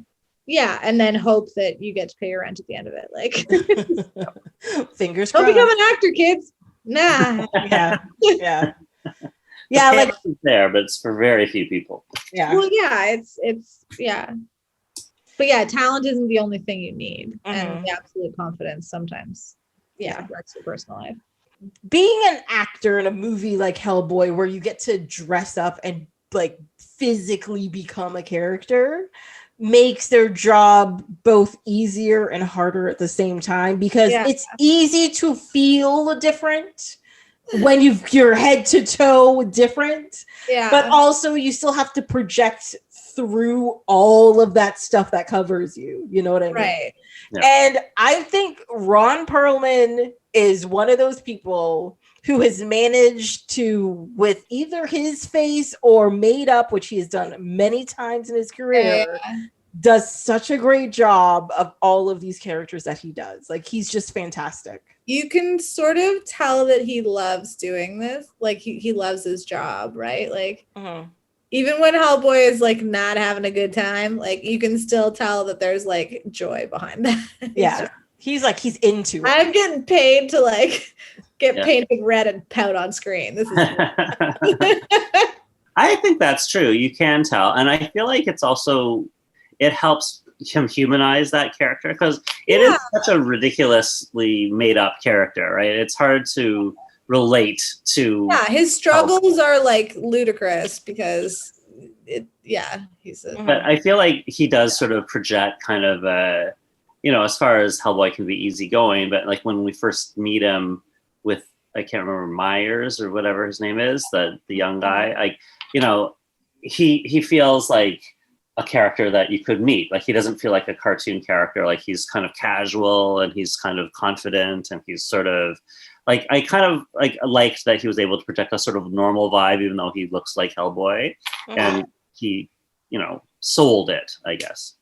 Yeah, he's not some like mythological being. He's just like a normal dude who's like, he has a weird life and he's been raised by an eccentric, and so he has like, more cats and less pigment, less standard pigment than one might expect, but like more pigment, one might say. Yeah, he's pigmentally challenged. I don't know. Whatever. Anyway, the point is, like, he looks weird and his life is weird, but like he's still just like a dude who's living in a life that's weird. Yeah, like he's just like, I think that's what's great about the Hellboy characters. Like, yeah, he's but he's definitely just like a dude. Like, he's just a guy, right? Yeah, because he's like, he's grumpy before coffee. He likes cats. Like, he doesn't like, he's got like, and he's obsessed with his girlfriend, and he ends up like stalking her on a date and talks about his feelings. We're just talking about how he's a normal dude, because let's not ascribe that to normal dude behavior, please. Okay. No, we're trying to combat that as normal dude behavior actively. You know what I mean? Yeah. It's typical, but it's not normal. Yeah. Good distinction. But I'm just saying that they treat him like a normal male character, good or bad, instead of like a monster or a demon or something that's sort of above it all. Like, they make him have human problems. Well, I think his whole character is this, he's looking for his own humanity kind of thing, so he fights really hard to be as normal as possible, even though he's in all these strange places and sees all these strange things and does all this strange stuff. I mean, like walking through a graveyard and looking for the close to what is it, a walker or a talker? He talks. You're just like, you just walk around with that thing to check for if somebody's going to talk to you. Okay, sure. Like, but I think that's one of the things that people like about his character is the fact it's I think like a lot of good franchises and a lot of good heroes have this, where like in Marvel, like Vision is kind of like Hellboy, I find, where it's like there are these two things that are unworldly and they're trying really, really hard to be normal people. You know what I mean? But their world will not let that happen just because of who they are and what they can do and what they look like. Cues from people who are not at all normal. So yeah, there's also that problem. That's the professor is by not people that are a not sparkling example of normal humanity. He's an eccentric fucking weirdo. So well, I mean, I think he was already an eccentric when he found him, in the Second World War and stuff. But I think by finding him, he's was made more obsessive and more peculiar, and then they trapped him in this space where pretty much only the weird peculiar. Weirdo, but he basically got licensed to be as weird as he liked when he took on a demon child, right? Like that's because he wasn't in he didn't have to be an academic. He didn't have to attend dinners with the dean. He was in his bunker with his kid and his books and his and then the other weirdos that he would it amplified where he was already heading, because he basically tapped out of regular society because he had to, because he was a father, and good on him. That's clearly the right choice, but also Hellboy's idea of normal and actual normal are two very different things. Yeah, because he's not allowed to have a kissing acquaintance, but they're not But I like that that's part of his sort of struggle, because his I cannot remember the dad name, but he would always get mad at him for leaving the bunker and being seen, but he just wanted to be around normal people and see what was happening and check on the girl who also wanted to be normal, and that was the same issue she had, that she has a chance to be normal, and that's why she doesn't want to return. So it was very much about that, and that they wanted to be normal, but they couldn't. So that reminded me so much of all those Marvel movies that. And what's that? I don't think it was a Marvel movie, this one, but X-Men, Professor X, and having the whole school for weirdos, and that's X-Men. It's the same thing, right? He's sort of an X character, and he has Abe the Fishman, and he has the Fire Girl, and he has the demon, and he keeps them safe. He's created a safe place for people with crazy abilities, and also to help deploy them to save people when they don't necessarily want to be in that safe place, because it's it's still sort of like a prison. Of course it is, because they can't.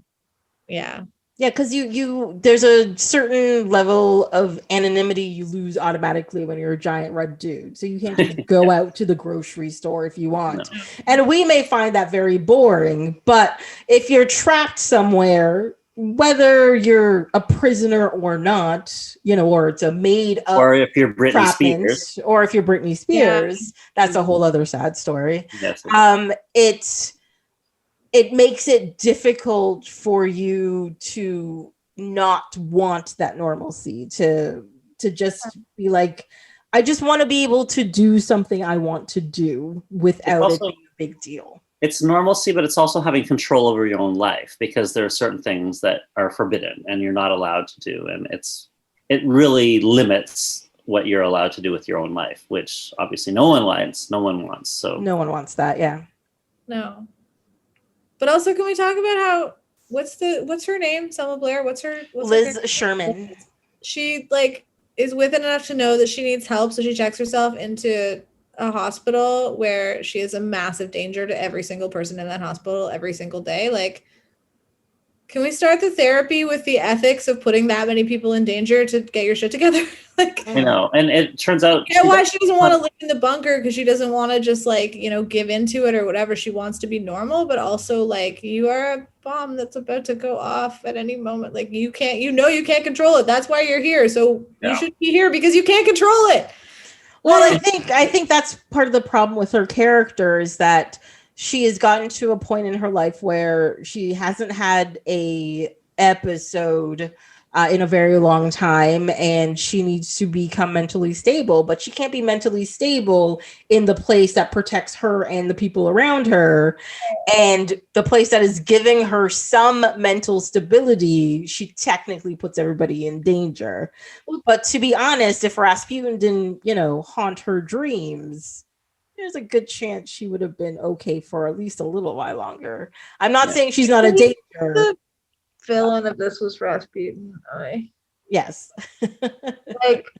Okay, so I definitely saw this movie when it came out in the theater, and I definitely enjoyed it, and I don't think I've seen it since. It's not like in my rotation or whatever, but like, enjoyable movie. But also, I've seen so many other superhero movies since then that now it's like there's certain parts of it that I was just like, well, this is stupid. Like, no, this is old. That's different. Yeah. But also, I think I can safely say I don't think I've ever cared about a Rasputin storyline in the history of my life, and I don't think other people should either. Let that fucker rest in whatever he wants. That's not peace. Leave him out of it. There's so many villains in history. If you need to name one, but like, why that one? Yes. Why always that one?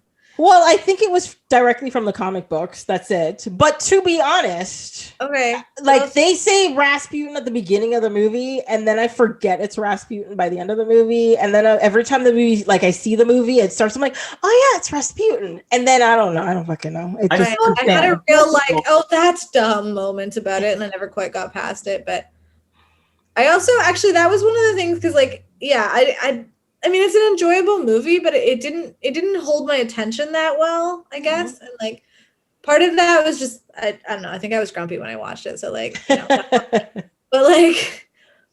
yeah, like all that stuff at the beginning. Again, like I've seen because when I watched it in the theater in 2004 or whatever, like I wasn't I went with like, I don't know, my roommates at the time or whatever. Hi, Eric.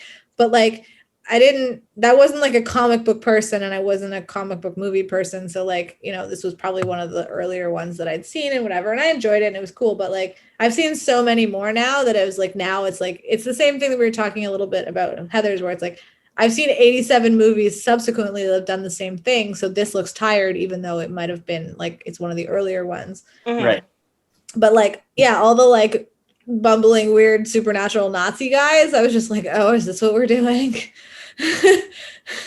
But then I was sort of thinking about that, and like, I mean, bumbling Nazi nerds trying to bring supernatural artifacts into whatever, and I was like, this is ludicrous. But then I was thinking, I was kind of contemplating, just like, think about the absolute wieners that joined the Proud Boys. Like, this actually tracks better now than it did when I saw it originally, because at that point it was cartoon villains from the past, and now it's like, oh yeah, no, these fucking jackals showing up to like anti-vax protests with swastikas, like, oh yeah, they are this stupid, they are this lame. Like, dear God, why this should be less relevant, not more after this many years. Like, holy shit. I agree. Like, I was gonna say, like, when I saw it was the Nazis as the bad guys in this movie, I had this weird nostalgic feeling for when we all agreed that Nazis were bad, and like you could put them in a movie. And I remember it's same with Indiana Jones and Raiders of the Lost Ark and whatever other movie, maybe the third one. I can't remember which one it was now, but there were Nazis, like the blonde Nazi. But you just knew that everybody accepted that the bad guys were Nazis and Nazis are bad. And now I feel like it's sad that they've reclaimed Nazis as like an option, as a legit political party that they should be able to hate people and not be.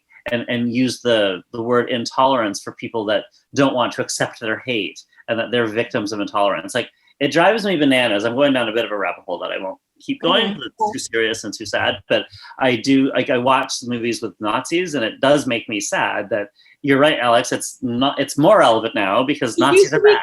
The Nazis in the movies used to be cartoonish, and now that we see, like,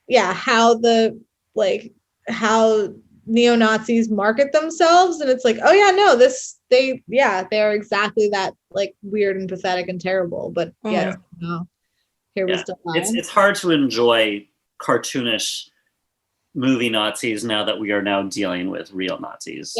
Again. Yes. Yeah, that shouldn't be the bit that resonates, where you're like, oh yeah, it's like, But that's the interesting thing. I read somewhere that the interesting thing is, like, we change, people change, times change, but movies don't change once they're made. They just become beacons, like lighthouses. And what's interesting about revisiting old movies is that you can sort of, like a lighthouse, see where you are in proximity to that movie as times change. So when you watch something again, it's exactly the same, but now your perspectives may have totally changed. And that's an interesting thing about rewatching old movies, and our feelings about the Nazis are not how we would felt when we watched them in 2004, right? And that's because the world has changed. And they were firmly in the past when this movie came out, and now they're not anymore. And so it's sad.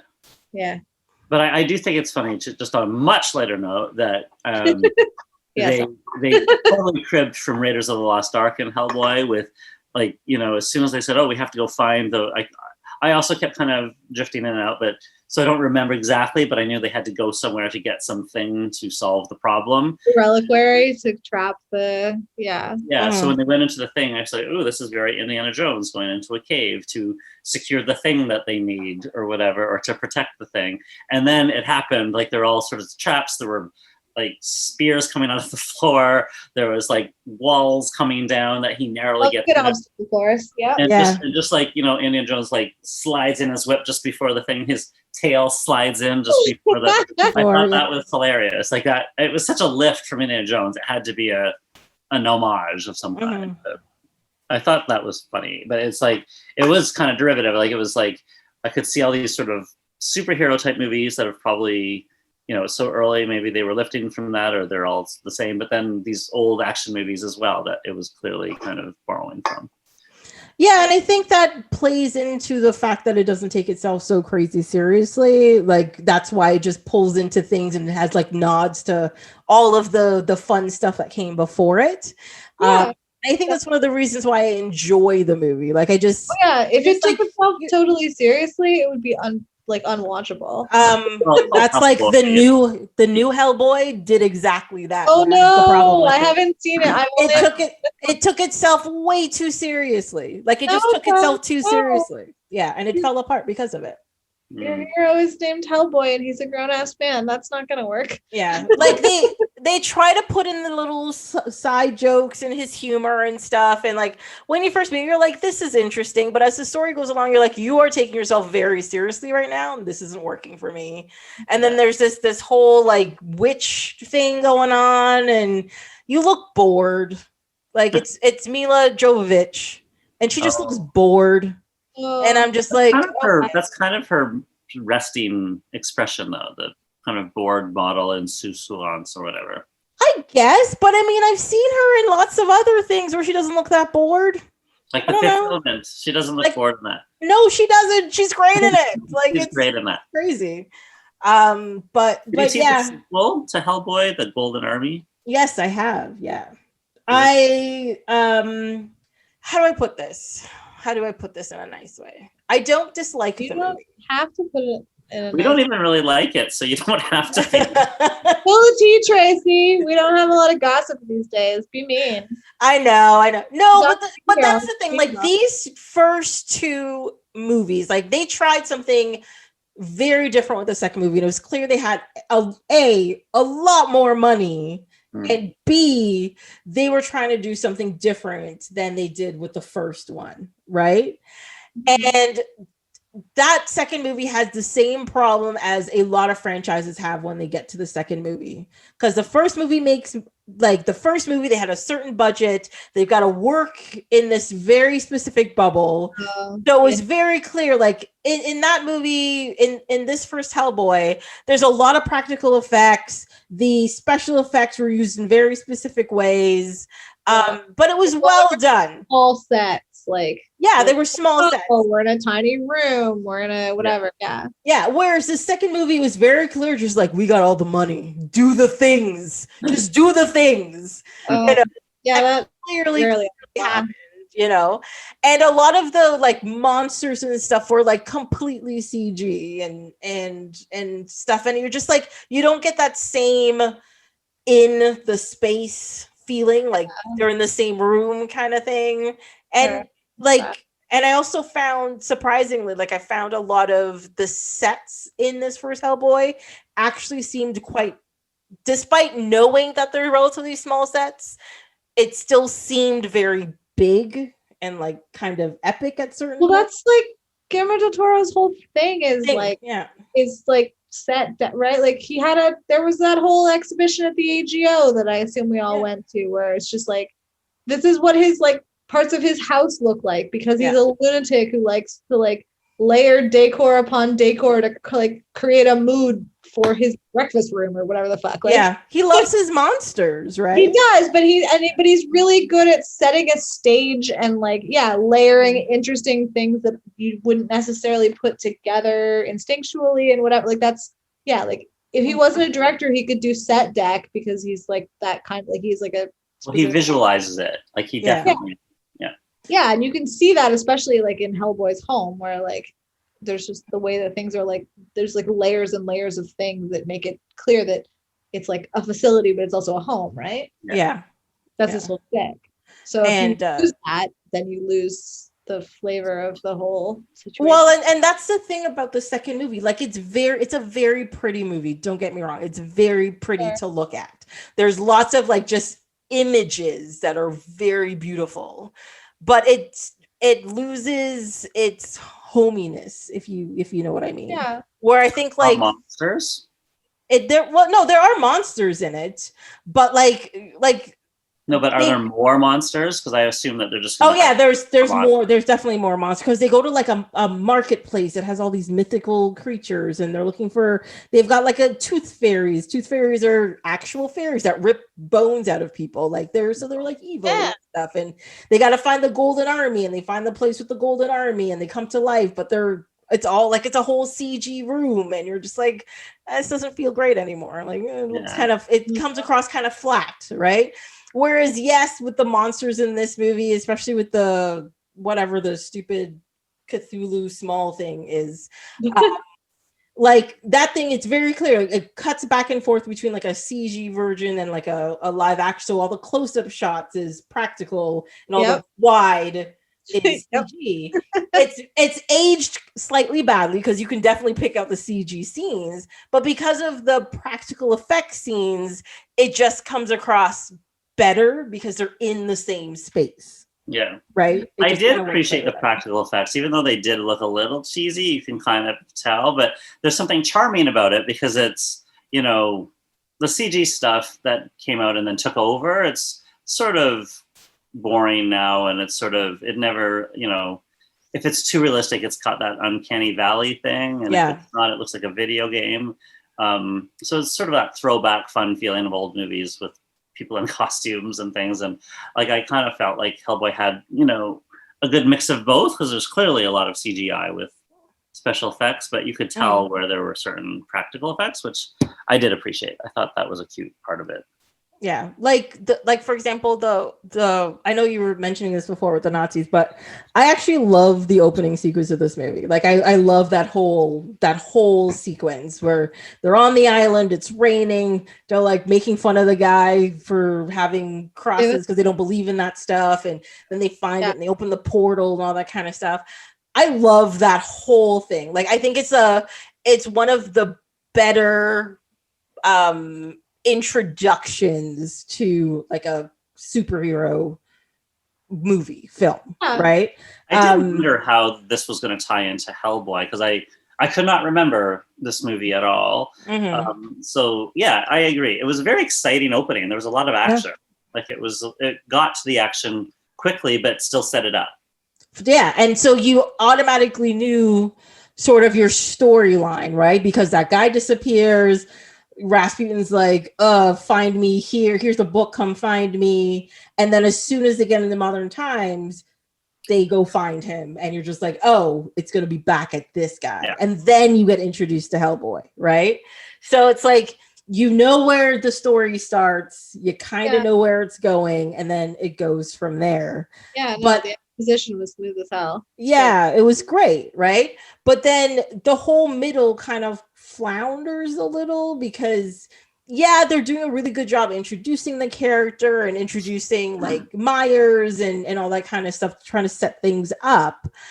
But because it's unclear what the bad guy is doing until quite late in the movie, you're just like, we're just running around? Like, what are we doing here? Yeah, I started to lose interest for sure. So yeah. And then when you finally figure out, oh, he's just doing all this stuff to lure him somewhere, to use him. Oh, and then it gets slightly interesting again. And then, I'm sorry, the final battle sequence is horrible. Like, it's so abrupt it has always frustrated me. I'm like, I like this movie up until this point. What did you guys do? But I think it's the thing that's interesting about superhero movies in general, especially very powerful characters. Like Hellboy is clearly very powerful, and even people like Superman or whatever. Like when you get a character that's so powerful, I feel like the stakes don't feel very high when they get into a battle, because you just know they're going to prevail. I mean, that's the nature of the movies anyway. You know they're going to prevail, but sometimes. I don't know why I'm thinking this, because it's not a superhero movie, but John McClane, he's so fallible and Die Hard. Like, he's going to survive, but he's so human, you don't know how he's going to do it. And it's exciting to see him figure it out. But in a superhero movie where they just have all the powers or they're super strong, like it's hard to really feel any sense of peril or danger. So in Hellboy, like that's one thing I feel like he's so good at saving the people and killing the bad guys, and nothing seems to kill him. Like he can be thrown in front of a train, he can be thrown out of like all the things happen to him and he's always fine. So at the very end, when it's like this last big monster, like he has a very sort of unbothered, casual tone about everything all the time. And it's his character, but it also means that you're not really worried for him. So he's very casual, like, oh yeah, how big could it be? And then he walks in, it's very big, but you still don't really worry for him because he's Hellboy, nothing's going to happen to him. And his choice is ethical, not physical, right? Like that's the battle. So, but I didn't feel that was. But they didn't really build that up. That was like a kind of a sudden left turn at the end. Yeah, and that's the problem. Like he dies and he unleashes a god, as the guy says as he's dying. But you're just like, it's a squid guy who can get blown up.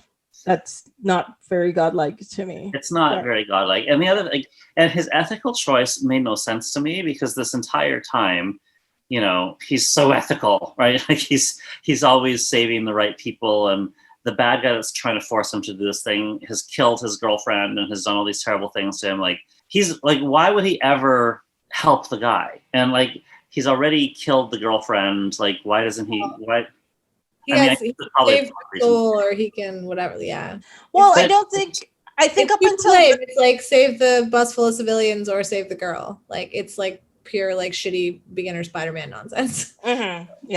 Well, I think a lot of that has to do with the fact that up until that point, everybody he saves more has to do with you're being told to save these people, so save these people.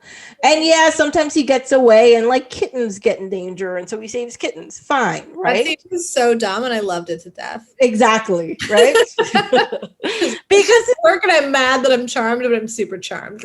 Yeah, he's like fighting this thing, and all he hears is meow. He's got the fear back to just hand over the basket and then fight. Come on, no. I know, but he keeps holding on to the basket. It was such an obvious, obnoxious, just like the studio grasping for my heartstrings, and I was just like big mad about how well it worked. You're like, damn you! I hate this. This is the horrible side of me I try to repress that cries at long distance commercials.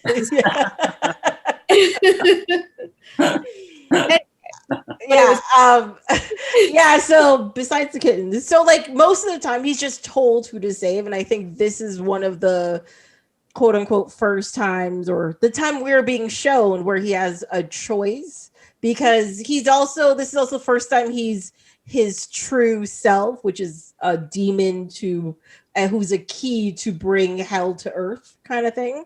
Right. So he does finally have like a choice. He can just be selfish. He's like, she's dead already. If I die, maybe I'll see her with hell on earth, blah, blah, blah. Or I can still do the good thing and save everybody instead of just the girlfriend. So I think that's where it is. But like, I mean, I know the movie's not perfect, but I enjoy it. I thoroughly enjoy it. It's enjoyable. It is enjoyable. It is enjoyable. I do think that the beginning is stronger than the ending. Like it starts off, like there's definitely a trajectory, and it's not in the right direction. Yeah. Like Tommy was walking by and I was watching it, and I said, it's actually pretty good. Like this, like I thought the first sequence was quite exciting, and then I liked the introduction of Hellboy and everything, and I was pretty into it. And then I did sort of drift. It was the kind of thing where, I was watching it and I thought I was really interested, but then I was also on my phone, and then I started getting more interested in what was on my phone, so I had to stop and rewind. And I did that a couple of times. Like I had to kind of, wait a minute, what is happening here? I don't remember this at all. So I had to stop and rewind. And but then I got sort of back into it. But then I guess those are just tropey things where there has to be some sort of climax. But I always just find the character is so good. He's not going to bring hell to earth and kill the whole world. Like it feels ridiculous that's like he has to be convinced not to do it. Like I thought that was sort of ridiculous. But I mean, yeah, that was never going to be what his choice. Like that, yeah. They set the character up well enough that they kind of fucked themselves on the end because like you believe in him. Anybody who believed that was an option was not paying attention. Yes. Yeah. Agreed. Absolutely. Yeah. But I mean, I don't know. I think too the evolution of superhero films makes it difficult to go backwards. With these kinds of things. Again, it's like, this is such a tired trope. Wait, no, this is the source material. Yeah. I've just seen 87 movies since it came out. Like, yeah. So I don't know. I think a lot of superhero movies for me sort of get like a pass. I'm like, I know we're going to see this 35. You're going to be like, oh, he's troubled. He's going to have a hard time, but he's going to prevail. That's the story. That's every superhero story. That's just how it is. Fine. Right? So you just accept certain things like that. Whereas, other stories, you can't accept it because you're just like, no, you're supposed to be doing something different. That's what I'm here for. Yeah. So I don't know. I mean, I like it. Yeah. No, superhero movies have a certain rhythm to them, right? So.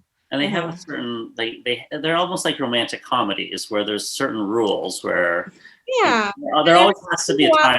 Breaks them and it's a great thing, but generally speaking, like it's the same reason that I watch procedurals. It's like, yes, there's a very defined arc that I find soothing. So you like the comfort of what's happening. Yeah. I mean, sorry about all the murder, but like, everything's wrapped up in 43 minutes or less. And like, yes, this story arc makes me happy and I know how it works. And it's like, So until they have a 2-parter and you're like, what the hell? That's why, I mean, this is not what we're talking, but that's why I really appreciate the Marvel TV shows. I feel like they do not do that. Like they're, I think, quite unique in their structure. And I hate them so much. Oh no! Wait, what? How could you hate them, Alix? What are you talking about? I don't hate that. Well, listen, I got issues with Marvel since Endgame, but I know your Captain America issue, but I mean, apart from so here's the thing, like. It's your Captain America issue, but I mean, you can't throw. I know, and I've gotten past it, and I do watch the others. Although I'm behind on Loki, so no spoilers. But okay. It's so good though. Anyway. Yeah, it is. I have a personal issue with Loki as well, though, because I just can't get behind Owen Wilson. So every time they engage in quippy banter, I'm just like, I would be so charmed if this was anyone but that fucking guy. I love Owen. Really? I hate it. I love Owen Wilson. I thought it was shocking that he looked so old, but I mean, I guess. Yeah, I just don't.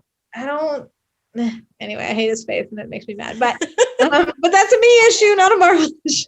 Yeah. But I find that the like complete unpredictability of the shows, like, and I think I would be okay with it if they weren't released week to week, but because they are, I'm like big mad about it. Oh, that's what I love about it. I feel like I can never find my footing, and then I'm like pissed off all the time. Like WandaVision, if I hadn't waited and watched like 4 or 5 episodes in a row, I would have just stopped watching after you're 2. You're such a new creature. But see, this is why I feel like it's old school. Like, I mean, you like the new ways of doing things, right? Where you can see it all at the same time. You have control. You can watch it all. But like, when you grow up, like in the 80s, you had no choice. Like you would wait for your favorite show. Like 22. I also. I know. I'm not. We're past it, and now we're back to it. I'm watching a show on Apple TV right now that's coming out week to week, and I'm like, nobody has ever even heard of this show. I'm probably one of your like 20 viewers. What show is that? Fucking with me this way. It's called Home Before Dark. I don't know it. It's about a child reporter that uncovers dark secrets in a small town, and I watched the first season because I was like, is there any content on Apple TV? There's no content. Like, it might be interesting. There were like 10 shows, and I didn't care about 8 of them. I watched Servant and The Morning Show. Right. This was a while ago. And then Apple TV was like, oh, there's a second season. And I was like, okay, cool. I could be convinced to go back. And then it was just like, week to week, what horseshit is this? Ugh. So but don't you find it builds anticipation? Like, I feel like every time I watch an episode, like I found this way about WandaVision as well. Like every time a new episode would come out, I'd be looking forward to watching this episode to see what happened. And then I would read all the things that people were predicting. And it's fun because you get that week. I was excited about that for Falcon and Winter Soldier. I was excited about it, and I was excited to watch it week to week. WandaVision, I would have just stopped because I hated the first couple episodes. Oh no, they were so good. I know they were doing a really cool thing. It just wasn't my thing, and I hated it. Mm-hmm. And then with Loki, I'm like, okay, yes, I will commit to watching it week to week, but also I'm like low-key mad about it. Low-key mad. I just we heard what you did. Camera. Sorry for y'all who missed it. Yeah. But anyway, I get it. Like it's fun to binge, but I feel like there's something fun about getting an episode each week and having time to speculate about it. Yeah, even though we're not how much I care about it affects how I feel about that, but also if I don't care about it that much, having to watch it week to week makes me care about it less. Yeah, that's fair. You know what I mean? Like, yeah, you have to be invested to care about it week to week. And like, I'm like, yeah, I have a certain baseline investment in Marvel stuff, but like, I resent having to wait because I would rather just commit to being absorbed for 6 hours than have to like get it up again next week after an episode was not the best. You know? I think I'm a slightly different creature because I'm totally about the water cooler type thing, right? I'm like you, Tracy. Yeah, I'm like every week the show ends, I'm like, what? I know. Oh my God, what's gonna happen? And I contemplate, I look online, check stuff, talk to people about it, you know. Yes. And then the next thing happens and it just blows your mind again. You're like, what? Yes. Yeah. But also again, like the fact that everybody's Winter watching Soldier, it at I the was same like time. that. But I was just gonna say, there's something nice that was lost when we got streaming, when we got all these new ways of watching content or whatever. I liked before that, you know, appointment television or everybody watched the same thing on a Thursday night or whatever, and then everybody could talk about it. Like it was a communal experience. You knew that everybody is watching the show at the same time. Yeah. With this, it's not quite the same because you can still stream it anytime you want, but you do know that probably a lot of people are watching it the night it's released. So you are having that communal experience, which is sort of a fun thing to like have happen, right? If I was like in the office and actually spoke to people about it, I would probably feel differently. Yeah. Right. Instead, Jess sees a bunch of shit on TikTok and tries to spoil me all the time. Yeah, people know I wait till Saturday. I wake up, I get my bowl of cereal, sit down and watch my show. It's good stuff. She gets super mad as she's scrolling through the TikToks and then inevitably lets something slip. And I'm just like, why? Oh, wait, it's Wednesday. There's a Loki episode right now. Yeah, I know. It's going to get watched on Saturday morning with my bowl of cereal. Right. Just saying. It's going to get probably Sunday or Monday when Jess is home. But yeah. Yeah. Oh, look at the time. Just kidding. Oh, no, I have to go because of reasons. Oh. Yeah. Anyway. I get a message from you 20 minutes later, like, you won't believe what happened. Yeah. Do you know what I say about the Winter Soldier thing, though? I feel like, so it's like, I loved WandaVision. I thought every episode was amazing. I loved the way they unfolded it sort of slowly, so you didn't quite know what was happening. It was totally brilliant. I just didn't care for it, especially. Yeah, I think people have gotten disaccustomed to that style of storytelling. Yeah. So when it was released week to week, they were just like, I don't understand. It was genius. It's just not for me. But yeah. That's fair. And it's also not the model that people are accustomed to right now, as you were saying. But I feel like that was so good because it was also created for television, and you couldn't tell that story really as one full blast thing because it was done in episodes of television, right? Like every episode was a model of a specific genre of television and an episode of that show. So it made sense in the format of watching it week to week in a show because those shows were all of a time when they were only show in that time. Like just the format echoed the content is what I'm saying. Yeah. And It was cool how the episodes were different lengths too to hear that. But the Falcon and the Winter Soldier really basically was a big long movie. Like that, I don't think you needed to see week to week. Like they did have the odd cliffhanger, but not to the extent I felt of WandaVision or even Loki. I feel like that the Winter Soldier could have been like one big movie, and I don't think I would have lost anything. Well, I also think that's why people dislike it. Like people dislike it. So the thing about that is that, like, yeah, I mean it's very like it could have been a movie, but it was good that it was a series because there's room to get into like more personal stuff and like more details and whatever. But the thing is that like their filming got interrupted in the middle because of COVID, and the original storyline was a pandemic storyline where what the quote unquote terrorists were like stealing was a vaccine.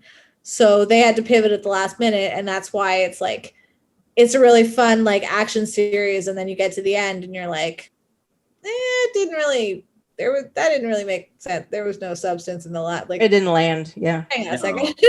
There were some extremely conspicuous flaws with the storyline in this, and it's because they had to they had to pivot at the last moment, and it's interesting. So nothing quite made as much sense as it should have. And I think also it was intended to be the first series on Disney Plus, not WandaVision. And I think it's interesting that it was WandaVision first, though, because I didn't have very high expectations for WandaVision. Like I just didn't know, and I was blown away by how creative it was. So with that as a bar, I felt disappointed by Winter Soldier because it was so traditional.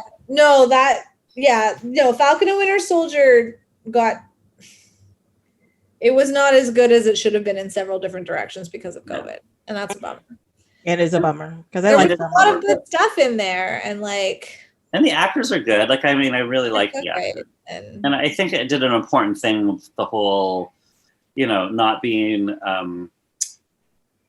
what's the word, like taking seriously how he would feel to be a Black Captain America. Like they weren't flippant, maybe is the word about it, or casual. They really kind of dug into it, which I thought that deserved a series because that there's so many implications of that. You couldn't have done that well in a movie. Like it needed multiple episodes and it needed to have the time. It needed to unfold.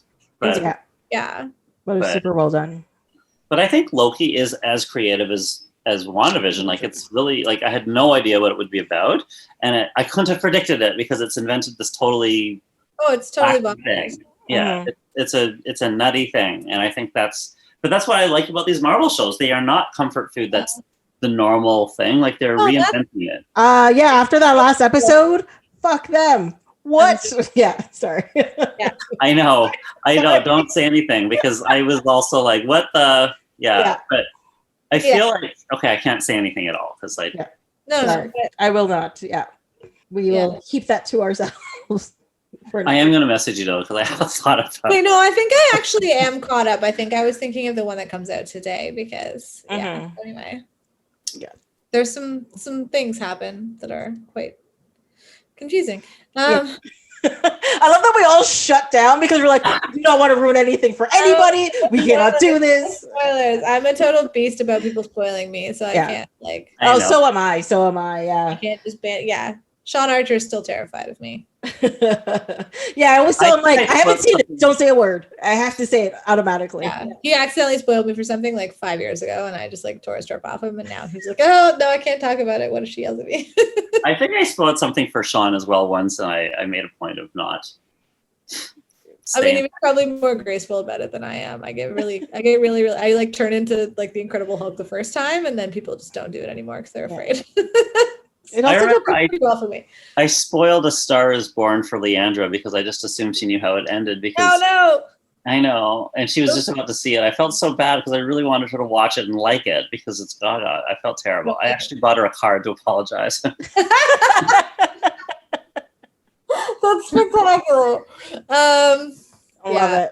Sometimes, that seems like a reasonable assumption that you would know how it ends. But anyway. I thought so, but But I think a lot of people don't know about the other movies, and sure. Yeah, because that was the third one, right? yeah. They made? Yeah. Yeah. So, I don't know. I've never watched any of them. I don't want to watch What? any of them. Oh my god! I What? actually haven't either, but I still know what happens. So Oh my god! You haven't watched the Gaga Bradley Cooper movie?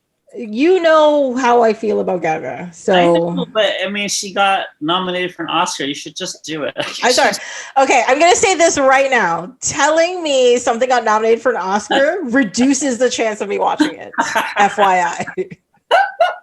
FYI. I usually watch Oscar movies, but I have not seen that one. Yeah, no, it like that movie was even before it got nominated. It was never on my list of something I cared to It's watch. not for you. That's It's fine. yeah, I it's know, it's not for just yeah. I just haven't seen it Yeah. because I'm not good at watching things. So I if know. you watch this now, I'd be like, "Oh, this is cool," but Yeah, It's so good. Anyway, actually sitting. I've been doing a lot of going comfort so far watching. from Hellboy. Yeah, we have gone very far from Hellboy. Okay. But yeah, okay. I don't know. I also don't have a lot of notes for Hellboy, but that was because at a certain point in time, I just started watching the movie. And then, but I did want to bring up one thing. So on it's a DVD, like special edition, blah, blah, blah. It's got a couple of discs and stuff. But I was looking at some of the extras on the disc, and one of them is a cartoon called Gerald McBoing Boing. Oh no. So if you watch the movie, watch Hellboy, when you first meet him, there is a cartoon going on his TV. It is Gerald McBoing. It's a real cartoon that was released in, I should have looked this up, but a while ago. Like when I say a while ago, I mean like the 1950s or something like that. Anyway, so the DVD has the 4 Gerald McBoing cartoons. I only watched the first one. Apparently he goes into space. He goes to some wonderland. I don't fucking know. But the first one introduces Gerald McBoing. He is a boy who starts to talk, but he doesn't talk. He just goes boing boing. That's his whole thing. So he never learns to speak words, but he makes sounds, like all sorts of sounds of cars and trains, blah, blah, blah, blah. And I found it very interesting because it kind of goes with Hellboy because he's a character that there's one thing that he does and he does it well, but people are afraid of him and he can't just go and do it until he does something great and saves everybody. And I just wanted to bring it up. But also Gerald McBoing is a very depressing story and I don't know why people would show this to children. Oh, just an FYI. What I was trying to come up with, there was an animated television show made of it at some point. In 2005 they did it. Like they did a new version of it for Cartoon Network. 2005. Interesting. Yeah, but I just wanted to bring it up because I found it really depressing, but also very interesting at the same time. But yeah, that's about it. Anyways, so final thoughts on these movies? Well, one interesting thing, just in terms of how this all went down, is both movies, we ended up having a bit of a discussion about how, because they're older movies, part of the experience watching them now for people is that they may suffer because of all the tropes that had been borrowed from those movies in later incarnations. So when you've seen all of the movies that they may have influenced and you've seen them more recently, you may not enjoy the original movie as much because it seems like a bunch of tropes, even though arguably they were earlier on in that whole thing. And so I thought that was sort of an interesting similarity in both of those movies. Agreed. Yes. Yeah. Alix? Also, both our hero and our heroine ended up dating somebody they maybe shouldn't have, who was potentially dangerous and also flammable. Great.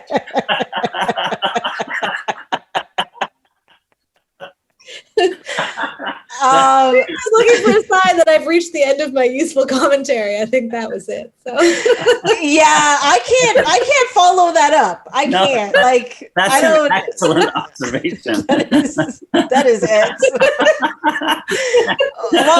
Well done, Alix.